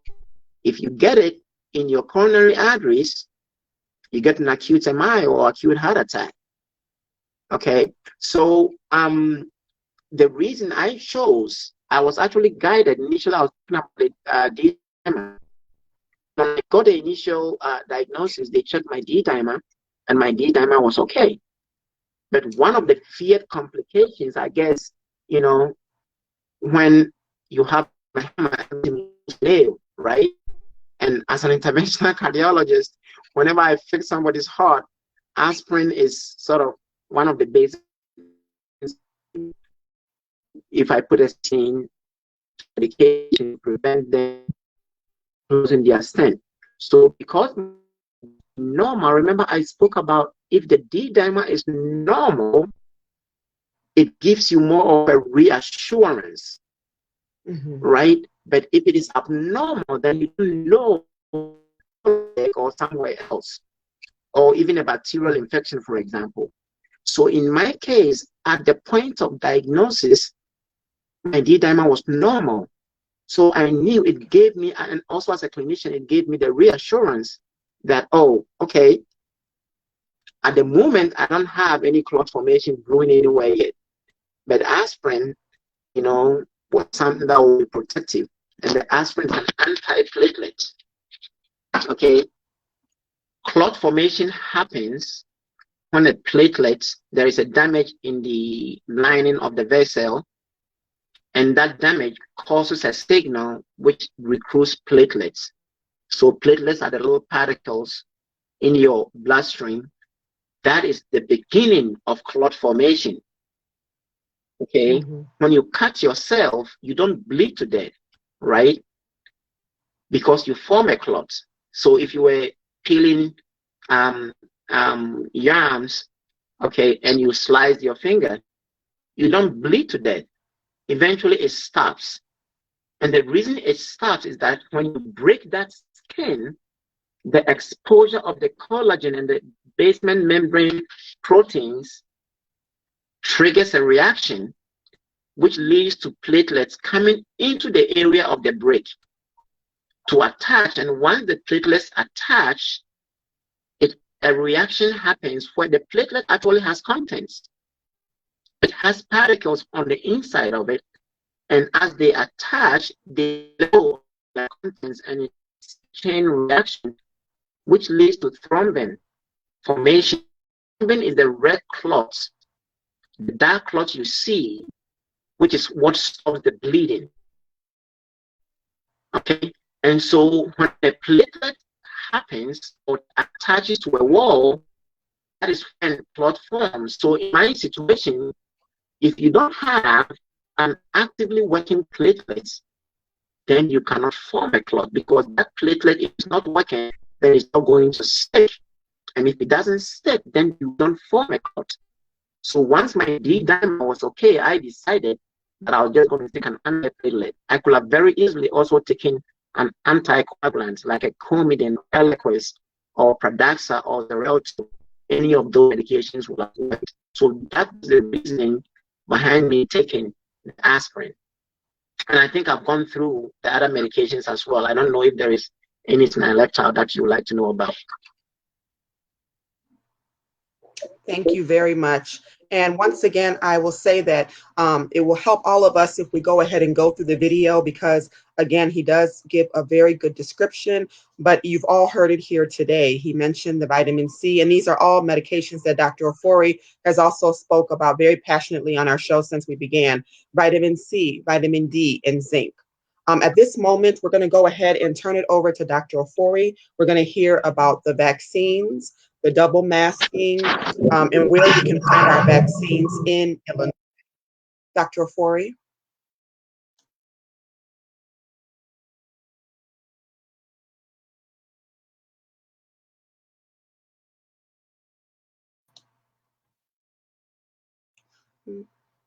Can we hear Dr. Ofori?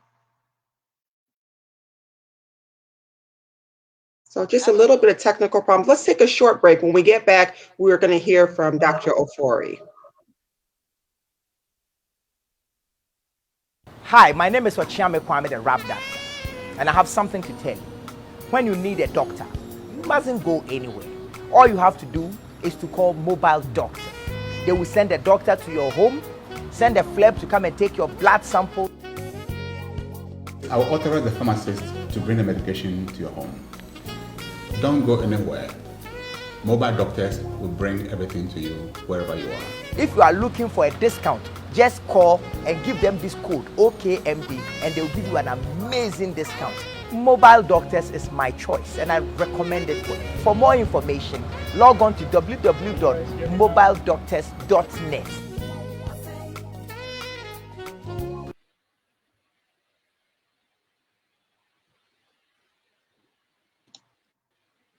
And we are back. Thank you for your patience, everyone, and sorry for all of our technical problems today. I'll now hand it over to Dr. Ofori. After that, we will go ahead and answer some of our questions, and we'll hear the final remarks from Dr. Collins. And once again, Dr. Collins, thank you very much for your patience and all the time that you spent teaching us tonight. We truly, truly appreciate it. Thank you. I hope you can hear me now, right? Awesome. All right. So again, thank you very much, Dr. Kwarteng, for all the great information you've given us.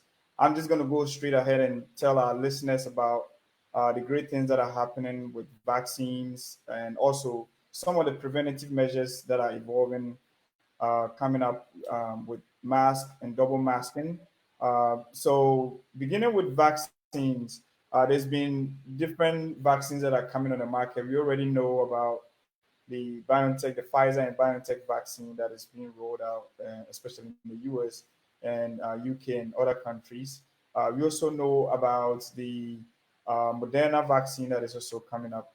And in addition, we just recently saw AstraZeneca also come out with their vaccine that is seeking approval in the United States. So the great news is that we're getting more vaccines being approved for emergency use, and in some cases even fully approved for use. And what that means is that the line in the queue for vaccines is going to get shorter and shorter, and people who want to get a vaccine can get vaccinated.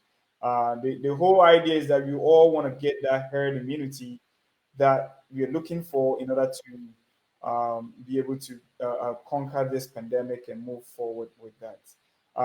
In addition, especially in Illinois, if you are listening from Illinois, there are certain things that you need to bear in mind when it comes to getting the vaccine. So the first thing that you need to understand is that there are different stages of the rollout. They have the 1B stage, which is basically looking at people who are in long-term care facilities and healthcare personnel. Now we are in stage 1B, where we are looking at people who are 65 and older and essential workers or frontline workers, such as people who take our meals, people such as teachers, and so forth and so on.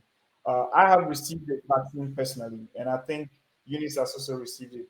Dr. Kwarteng, I don't know, I missed the first part of his talk, but if he contracted the COVID, the anticipation is that you usually wait 90 days after you recover from COVID to be able to take the vaccine. Now, going back to the mask situation. So we've all come to understand that mask is becoming part of our life now. If you're going out, you always look for your keys, your phone, and possibly your mask as well. So now there's new strains coming up, right? We have the B117, we have the B1351, and we have the P1. The P1, which happens, and I don't want to say the name of the origin because there's a lot of stigma associated with these names. The P1, which we all know to be the Brazilian variant, seems to be very potent in terms of transmission and also when it comes to its effect or the vaccine's antibodies effect on that particular variant. So, because of all these developments, it is being advised that we try to double up on our mask because it's been shown that the thin surgical mask is not going to be able to carry. So we are advocating that even these strains we're talking about have already made their way into the United States. So the recommendation from the CDC and other stakeholders is that we try to double our mask. There's been a federal mandate that international and local travels should wear masks on all kind of transportations, including trains, buses, airplanes. And this is a federal mandate, which is a good thing that we're going to get from the current government, which we did not see with the previous administration. So, talking about all of this, what I would say is that, yes, there are vaccines out there, but then the queue is really, really long. It might not get to your turn any moment soon. So just protect yourself by wearing the mask. And in this case, if you want to double, that is fine. If you have the N95, it's okay. It can serve as a protection for you. And wear it well. You see a lot of people wearing the mask and it's a chin guard, right? I wouldn't say chin guard, I should say. They put it in the chin, and it just got in the chin, you have to put it up. And it's not just your mouth, you also have to cover your nose as well. And I will just stop there if you have anything to ask. Thank you very much. And very important about the double masking. So what we have seen people doing is you can use a regular surgical mask and then you can put your cloth mask on top. That is appropriate. As Dr. Ofori said, you really want to make sure that you're covering the nose and the mouth. So when you have your surgical mask, you need to pinch up here so it can be able to stay on. When Dr. Collins was speaking earlier, he spoke about the lady on the treadmill and her mask kept on falling off. When you wear your mask a long time, sometimes you sweat, and so that's what causes it to come down. So just make sure that you're pinching it. And of course, if your mask is wet, we've always said here on the show, please go ahead and change out your mask. So that's how we're going to be double masking. I know there were some comments and there's some questions on our feed. Unfortunately, we are having a lot of technical problems. There was a lady who was asking a question pertaining to hypertension and chronic kidney disease stage 3. I was getting ready to read it, and unfortunately, it left from me. Does anyone else see that question on there so we could get Dr. Collins to answer that question? She had a question pertaining specifically to hypertension and CKD. Okay, yeah. Unfortunately, it got away from me. So what I will tell that viewer is that I will make sure that we go back after this and Dr. Collins will answer your question and we will post it there. So at this juncture, it's 8:18. We've had a very informative show. I really very privileged to have him here with us. And as he indicated and told us already, he is a very busy person with his practice. And so we don't want to keep him much longer. So Dr. Collins, if you could kindly give us your closing remarks. And once again, we truly, truly appreciate all the education you've given us. We will go back and really study this. For someone, all of us, we love medical lectures. So we're really, really excited. So this will be something that we go back and listen to, and we do appreciate your time and all your knowledge. I hope we can have a part 2 though, and I'm going to start calling Dr. Collins our personal Dr. Fauci. Well, yeah, it is an honor. This video I sent out was just, I'll tell you a story about how somebody chewed me out initially when the pandemic started. And I spoke to a gentleman, and I was so intrigued about the disease, and I spoke to him now. One thing I did do was that, in every interaction I go, I actually record my conversations so that when I come in, I can play back the audio and I can fix the patient's chart. And so I spoke to this gentleman, and he, was being a little secretive about it. The outcome of that interaction was actually not, was not good. So when I had my infection, and I'm like, people really got to know. And it will help coming from a provider's perspective, how this actually affects you. This is not the notoriety that I was looking to gain. But I felt that if somebody, knowing how diligent I was, and still got it, or if somebody could take my story and actually make it help them avoid cutting it, even if it saves one person's life, it's worth it. Because I'm going to tell you, COVID is not something that you wish on your worst enemy. I'll give you another side story. There is a gentleman in my community, a little older than me, very smart man, worked very hard all his life, just taking care of patients, a cardiologist, seasoned cardiologist, worked so hard all his life, just in the business of going to work in taking care of folks who need our help, he got an infection. And he fought it, and he fought it, and he fought it. And we lost him. The community lost a pillar. Okay, I'm sorry, 1 second. I'm a big brother. My mother still always calls me second. So, hold on. Yeah, let me. I'm sorry, 1 second. Okay. And so we lost a pillar in our community.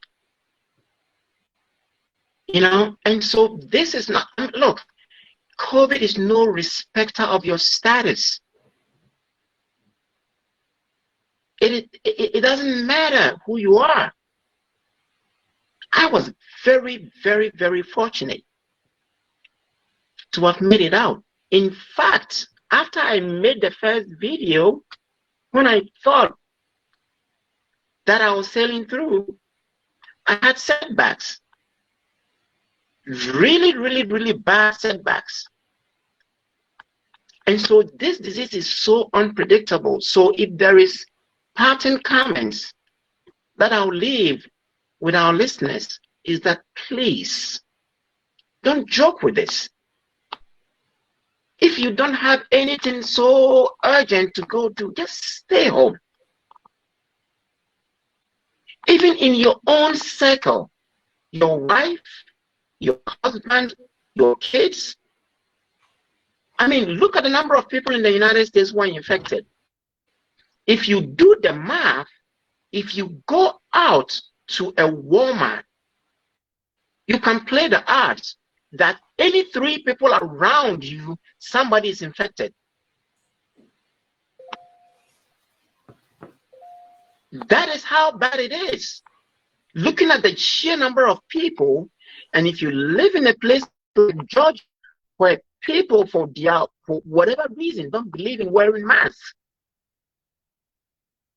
then it's really even much more dire.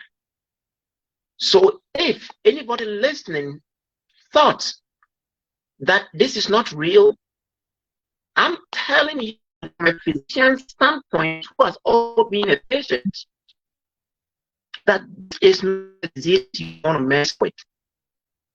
So please pay attention. I don't know if you have listeners in Ghana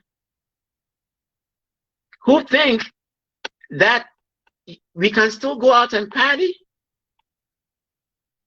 You know, who think that we still got to go to church and sing hallelujah and all of. Look, I'm a believer and I don't want to sound blasphemous. Okay? But the God we serve is an omnipotent God, right?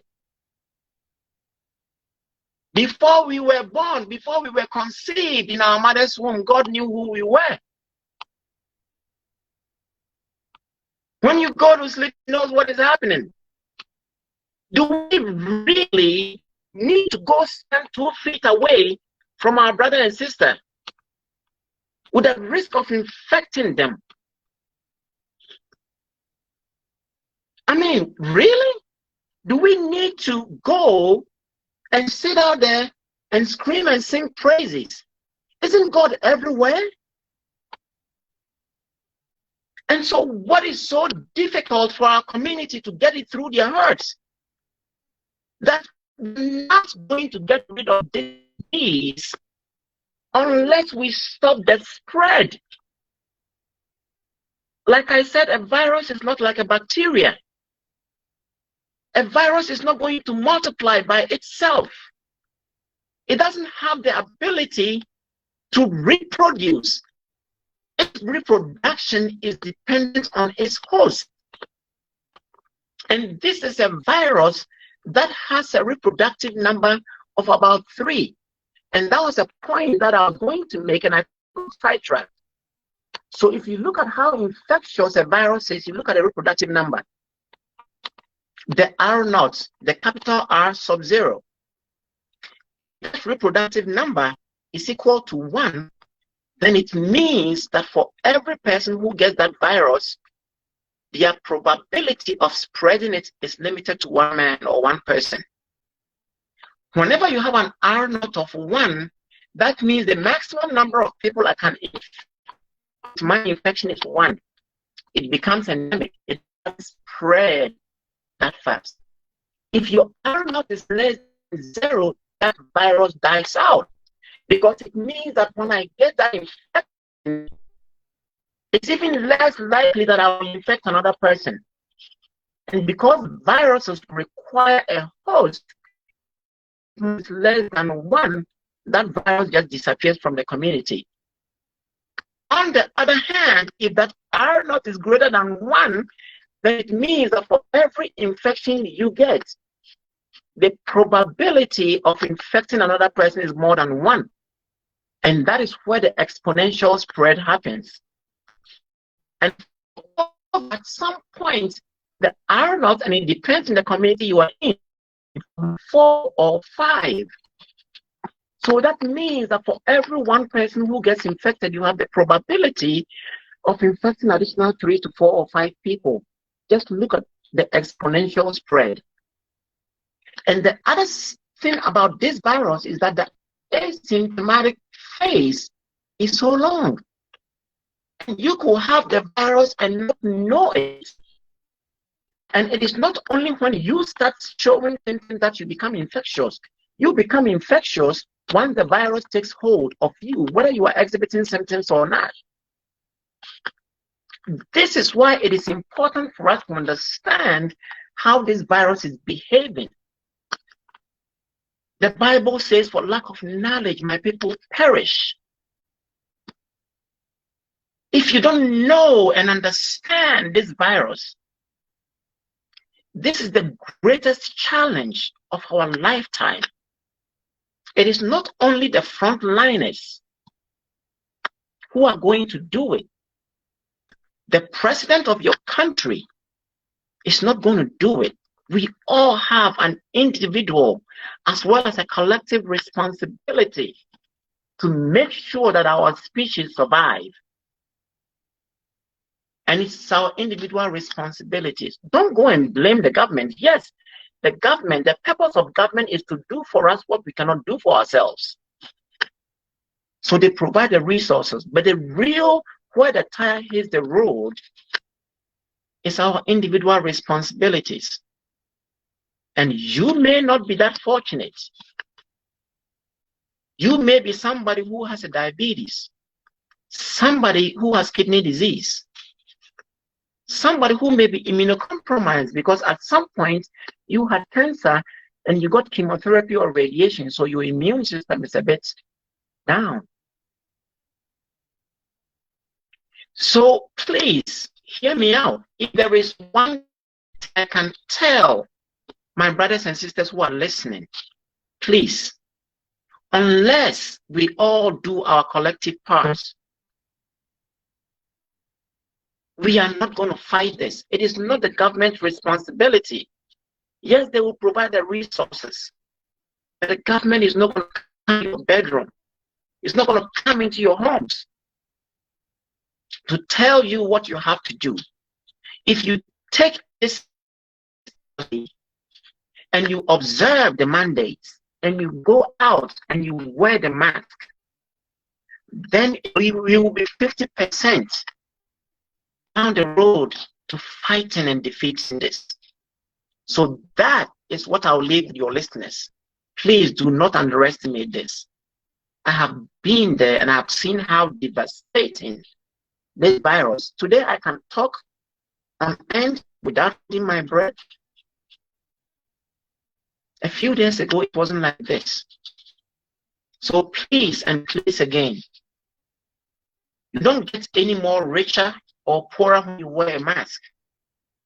If you are beautiful, you are still beautiful. Your beauty is not determined by a mask you are wearing. Well, if you're ugly, hey, God gave you that. That is still what God gave you. Okay? So please, just pay attention. Wear your mask. You know, and then we can all go back to enjoying the things that we used to enjoy. Hanging out with family, visiting grandma in a nursing home, taking a stroll, taking your family to a vacation. Let's get back to normal again. And please help us to help you. Because, we can only do so much as physicians and nurses. And the system is stretched to the limit.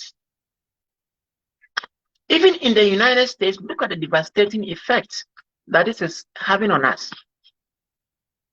And so if you go back and look at Ghana and look at West Africa and look at all of the sort of quote unquote developing or underdeveloped countries and see how critical resources are, then you know that we are in for a huge, huge, critical time. So, excuse me. So, please and please again, just listen to your authorities. All right. I think I've spoken enough. Thank you for the opportunity. I'm very passionate about this, as you can tell, but I didn't want to miss the opportunity to share my experience. And if it makes an impact, then this is all worth it.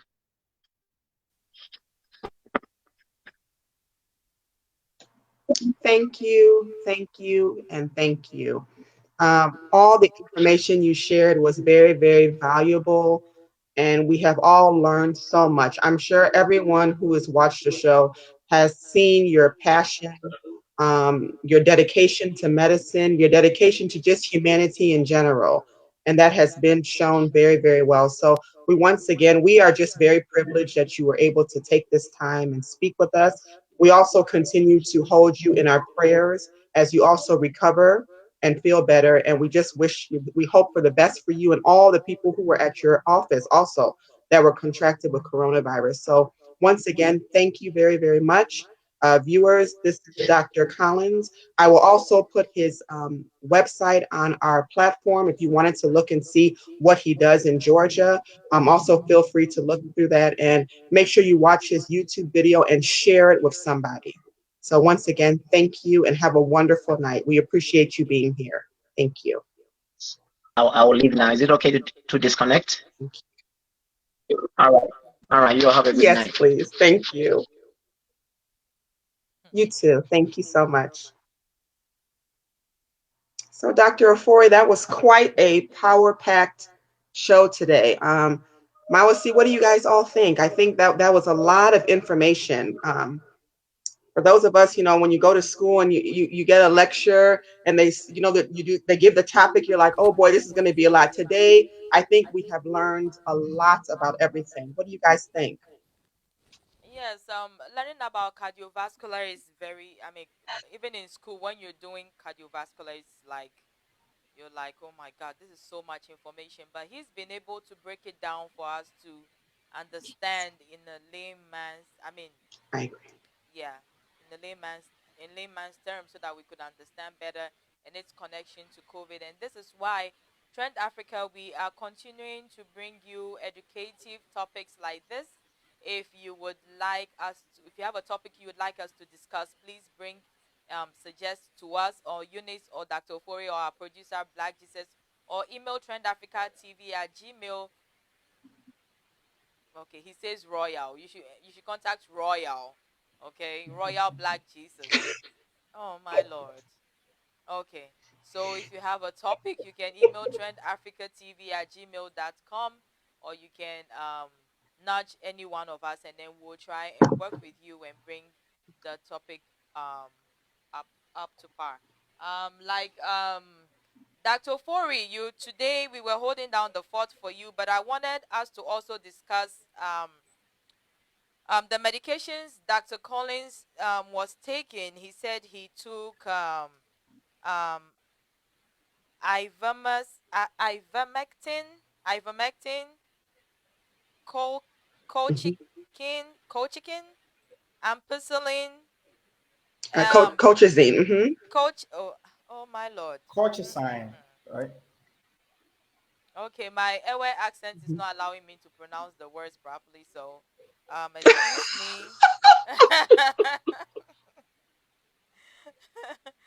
you know so Dr. Fori, when people put out medications like this, that they have taken it and that's what worked for them, sometimes I get worried about it, because the next thing you're going to know, Patients are going to be walking into the hospital and they'll be like, I've got COVID. I want you to give me this. I want you to give me that. What do you think about that, Dr. Ofuri? Yeah, I share the same sentiments with you. That's why when I go on shows, I don't usually mention names of drugs. Right. I try to leave that to the physician or the prescriber to say it. But he so happens to be a physician and a prescriber. But at the same time, it's a little tricky because now there's a shortage of ivermectin in Ghana because of that. Some study published said that there's some kind of a link or correlation that it might prevent the progression or severe symptoms of COVID, and because of that, people are shifting towards giving that, just like we had with hydroxychloroquine. So again, the evidence is not that as strong, but hey, when you don't have anything, sometimes people try different things to see if it works. But that doesn't me, in my opinion, I wouldn't co-sign that people take ivermectin without any prescription. You Right. need to be monitored and see if it actually works as well. Right. I agree. And even with colchicine too, the same thing, the same class of medicines. And one thing is that you should always be careful how you combine medicines, right? Yes. So sometimes the medication that you're combining, one of them will either worsen the other one's side effect, or Right. sometimes even kind of doesn't, it nullifies the effect. So you have to be very careful. And people react differently to medicines. Right. Something that he had taken and it was okay, you would take it Might and not you work. have a breakout, Mm-hmm. you know. Mhm. So be very careful. We have another thing going on in Ghana, and for those of us who are listening back home, is hydrogen peroxide, right? A lot of people are gargling it left and right because there's been some kind of evidence to suggest that it can actually prevent COVID. Now, what I'm worried about that is that it's a very concentrated oxidant which can actually corrode your teeth and your oral pharynges, right? So I'm just worried that people will not know what to do, how to dilute it, and all those kind of stuff, and that can lead to other issues along the line when people are going to have tooth issues. Yeah. And the denture business will go up because people will be losing their teeth. Absolutely. So I guess we all have taken the vaccine now, right? I don't know how you guys felt. The first one I was okay. I only had a little bit of muscular pain. But the second one also had muscular pain, but then the next day I started having chills and fever. I don't know if you guys felt the same way with the second vaccine. And I'm so scared to talk about these symptoms because I don't want to turn people away. Right. And once I start talking about how I felt, people are going to be like, oh my God, I'm not going to do it.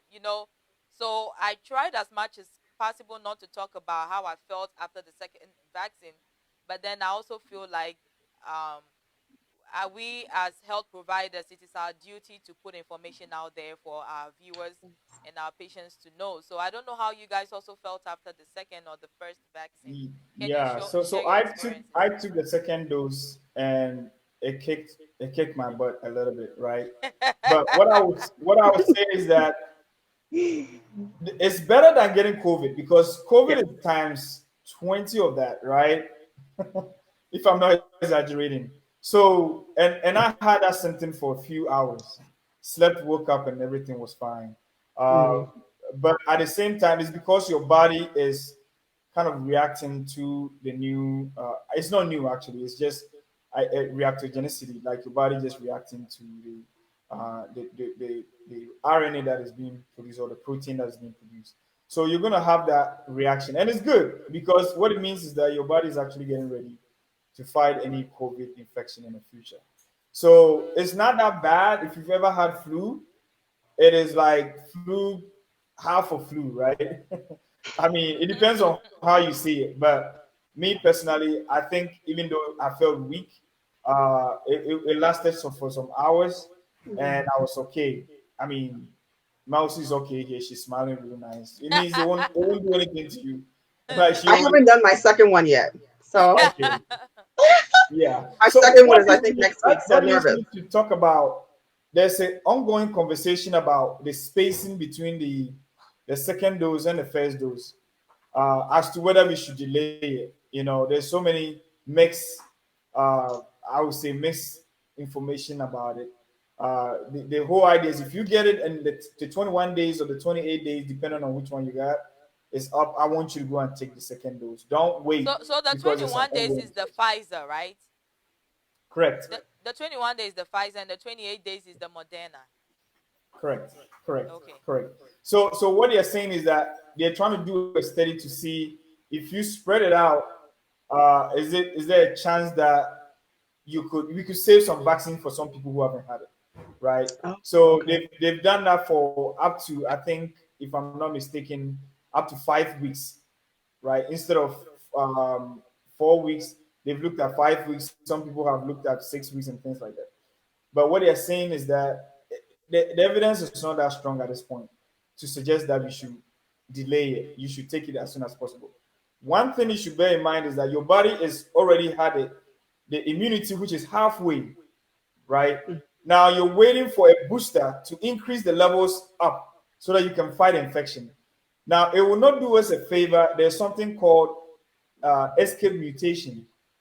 The reason why we are scared that there could be more variants is because the virus sees the immune system and tries to overcome it, right?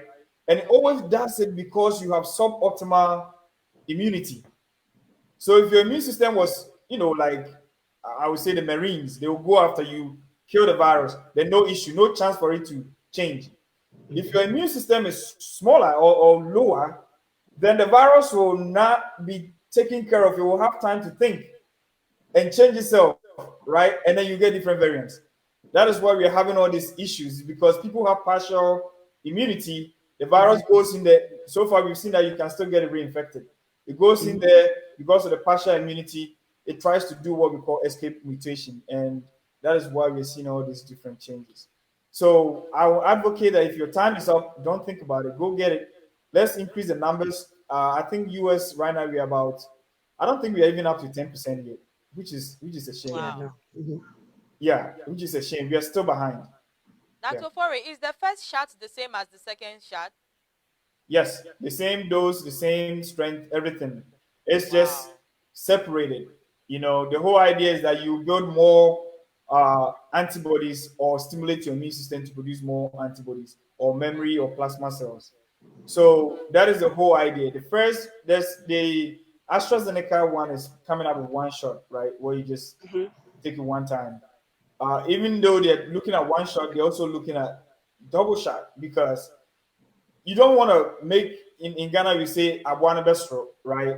It will become recalcitrant to the treatment that you're giving it, or the vaccine you're giving it. You don't want that.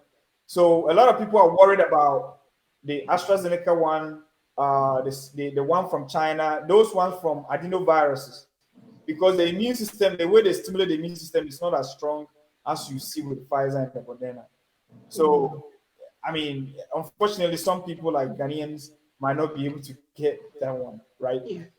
Because logistically, it will be very, very challenging to be having all the temperature regulation in Ghana. Even in the US, you're struggling. So you can think about that. Yeah. And Dr. Fore, what's happening to this new mutation from South Africa? What's going on? All right. So the one in South Africa and the Europe are kind of closely related, right? We've realized that even though they're dangerous, we still have hope in the vaccines antibodies. Because what they did was that they picked people who have had the vaccine and picked their plasma. And then they tried to react that with a variant from South Africa and UK. And they found that the vaccine, even though it wasn't 100%, was still able to, kind of kill that virus. However, the one P1 from Brazil is what is getting us worried. The reason why it's getting us worried is because the change is actually at what we call the receptor binding site, like where it actually hooks the spike protein, the key area that it uses to attach to the cell. The change is happening there, and it might potentially make the vaccine or the antibodies we have ineffective. However, the thing about the immune response is that we are realizing that it's not only antibodies, your T cells are also involved, right? So it's not just the B cells, there are two cells, B and it's T. The B one is producing the antibodies, and then the T is the one that will come actually engulf the virus and kind of have a memory, you know. So in a way, we are realizing that the immune response is not just one way, it has multiple ways. There are still ongoing studies to find out if the T cell mediated response is still effective against the new variants. Wow. Oh, wow. I guess this virus is not living anytime soon. But I guess Yeah. if the when the vaccination is made available to the public, I hope we can all, we can fight Hmm. this together instead of those saying we have the non what do they call the non-vaccinators or Vaccinated, yeah. Anti-vaxxers, yeah. yes. I mean, Mm. I I don't mean, know.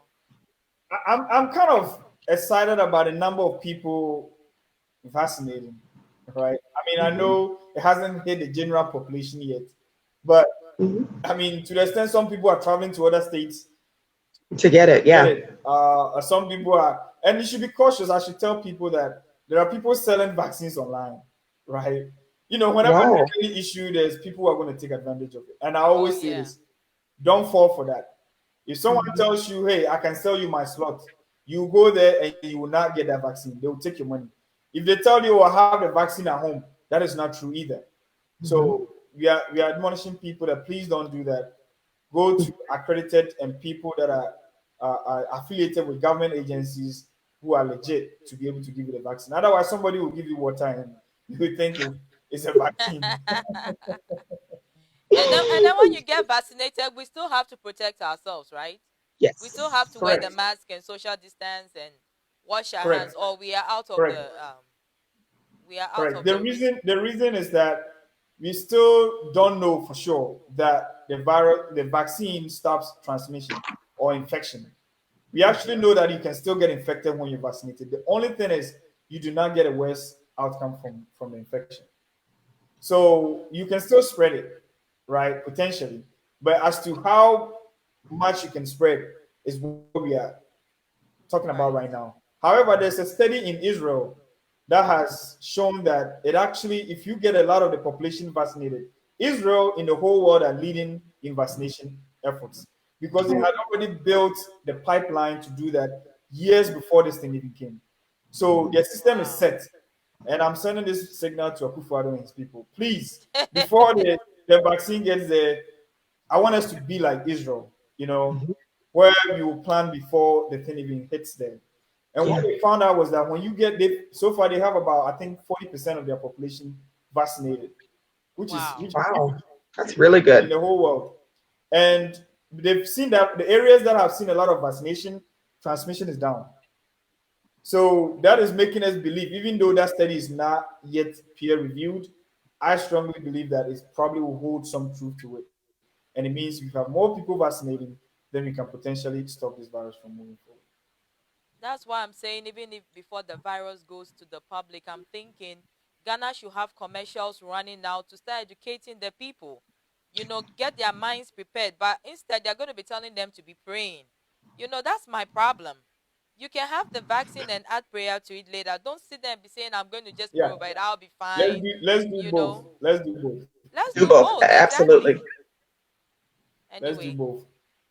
today my host took over, so let's hand over to her. She did a wonderful job. So Dr. Ofori, you and I will be starting our own show on the side so that she can handle this show. This show is now only for Eunice. So over to you, Eunice. I'm so excited today. Today was a wonderful time of learning. Really, really happy that we were able to, pull it all together, have a wonderful guest that really taught us a lot. Just have all this wonderful knowledge going around. I think that we have really opened our eyes to everything. So I just want everyone to just remember what was spoken about today. COVID-19 is very, very real. And even though we have the vaccine, we need to make sure that we are being careful. We need to make sure that we are double masking. We need to make sure we are social distancing. And if you really have nothing to do outside, as it's been said for a long time, just stay home so you can be able to protect yourself and protect your family. So I am very, very grateful once again to have this opportunity. Thank you to our sponsors, Ghana National Council, Omama TV, Holiday Africa TV, for allowing this TV to be programmed to come on along with Trend Africa. So let's just keep it up. We will be back in 2 weeks. We're going to be speaking to a gentleman who developed a telemedicine application that's available in Ghana. I'm very, very big on telemedicine and technology and how we can help people. So that's going to be another interesting topic. So in 2 weeks, meet us back here at the same time. Until then, stay safe and stay healthy, and God bless you. Turn it over to Dr. Ofori and Maosi for their closing remarks. I'm new-o. I'm trying. She's so cute. Anyway, thank you so much, everyone, for joining us. And in 2 weeks, we'll be here again. We are trying so hard to keep the information flowing. Thanks to Dr. Ofori, Trend Africa TV, Royal Black Jesus. We thank you so much, Mr. Producer, and everyone else that's been sharing the page and following us. Thank you so much, guys, and Happy New Year. Over to Dr. Ofori.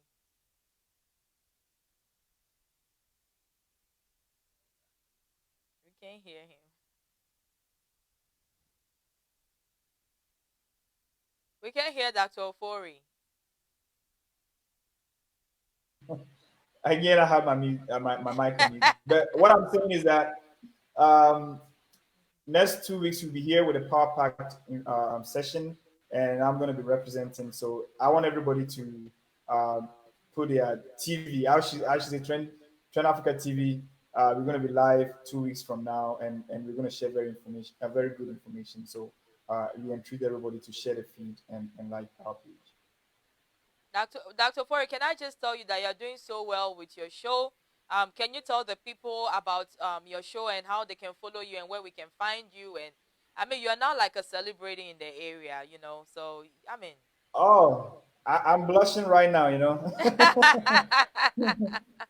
But yeah, so I mean, the more information, the better, right? The conspiracy theorists are very good at this, so we have to catch up pretty much, right?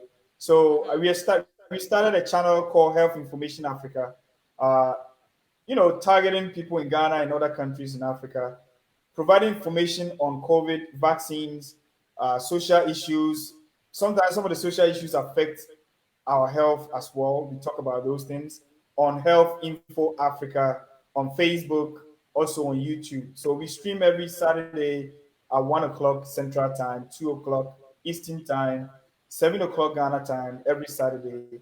There's a show on there. We have people coming on, very educated people, have great information to share. So I would like you guys to follow our page, like our videos. We come out with a lot of videos, and that's what we're doing to help the community.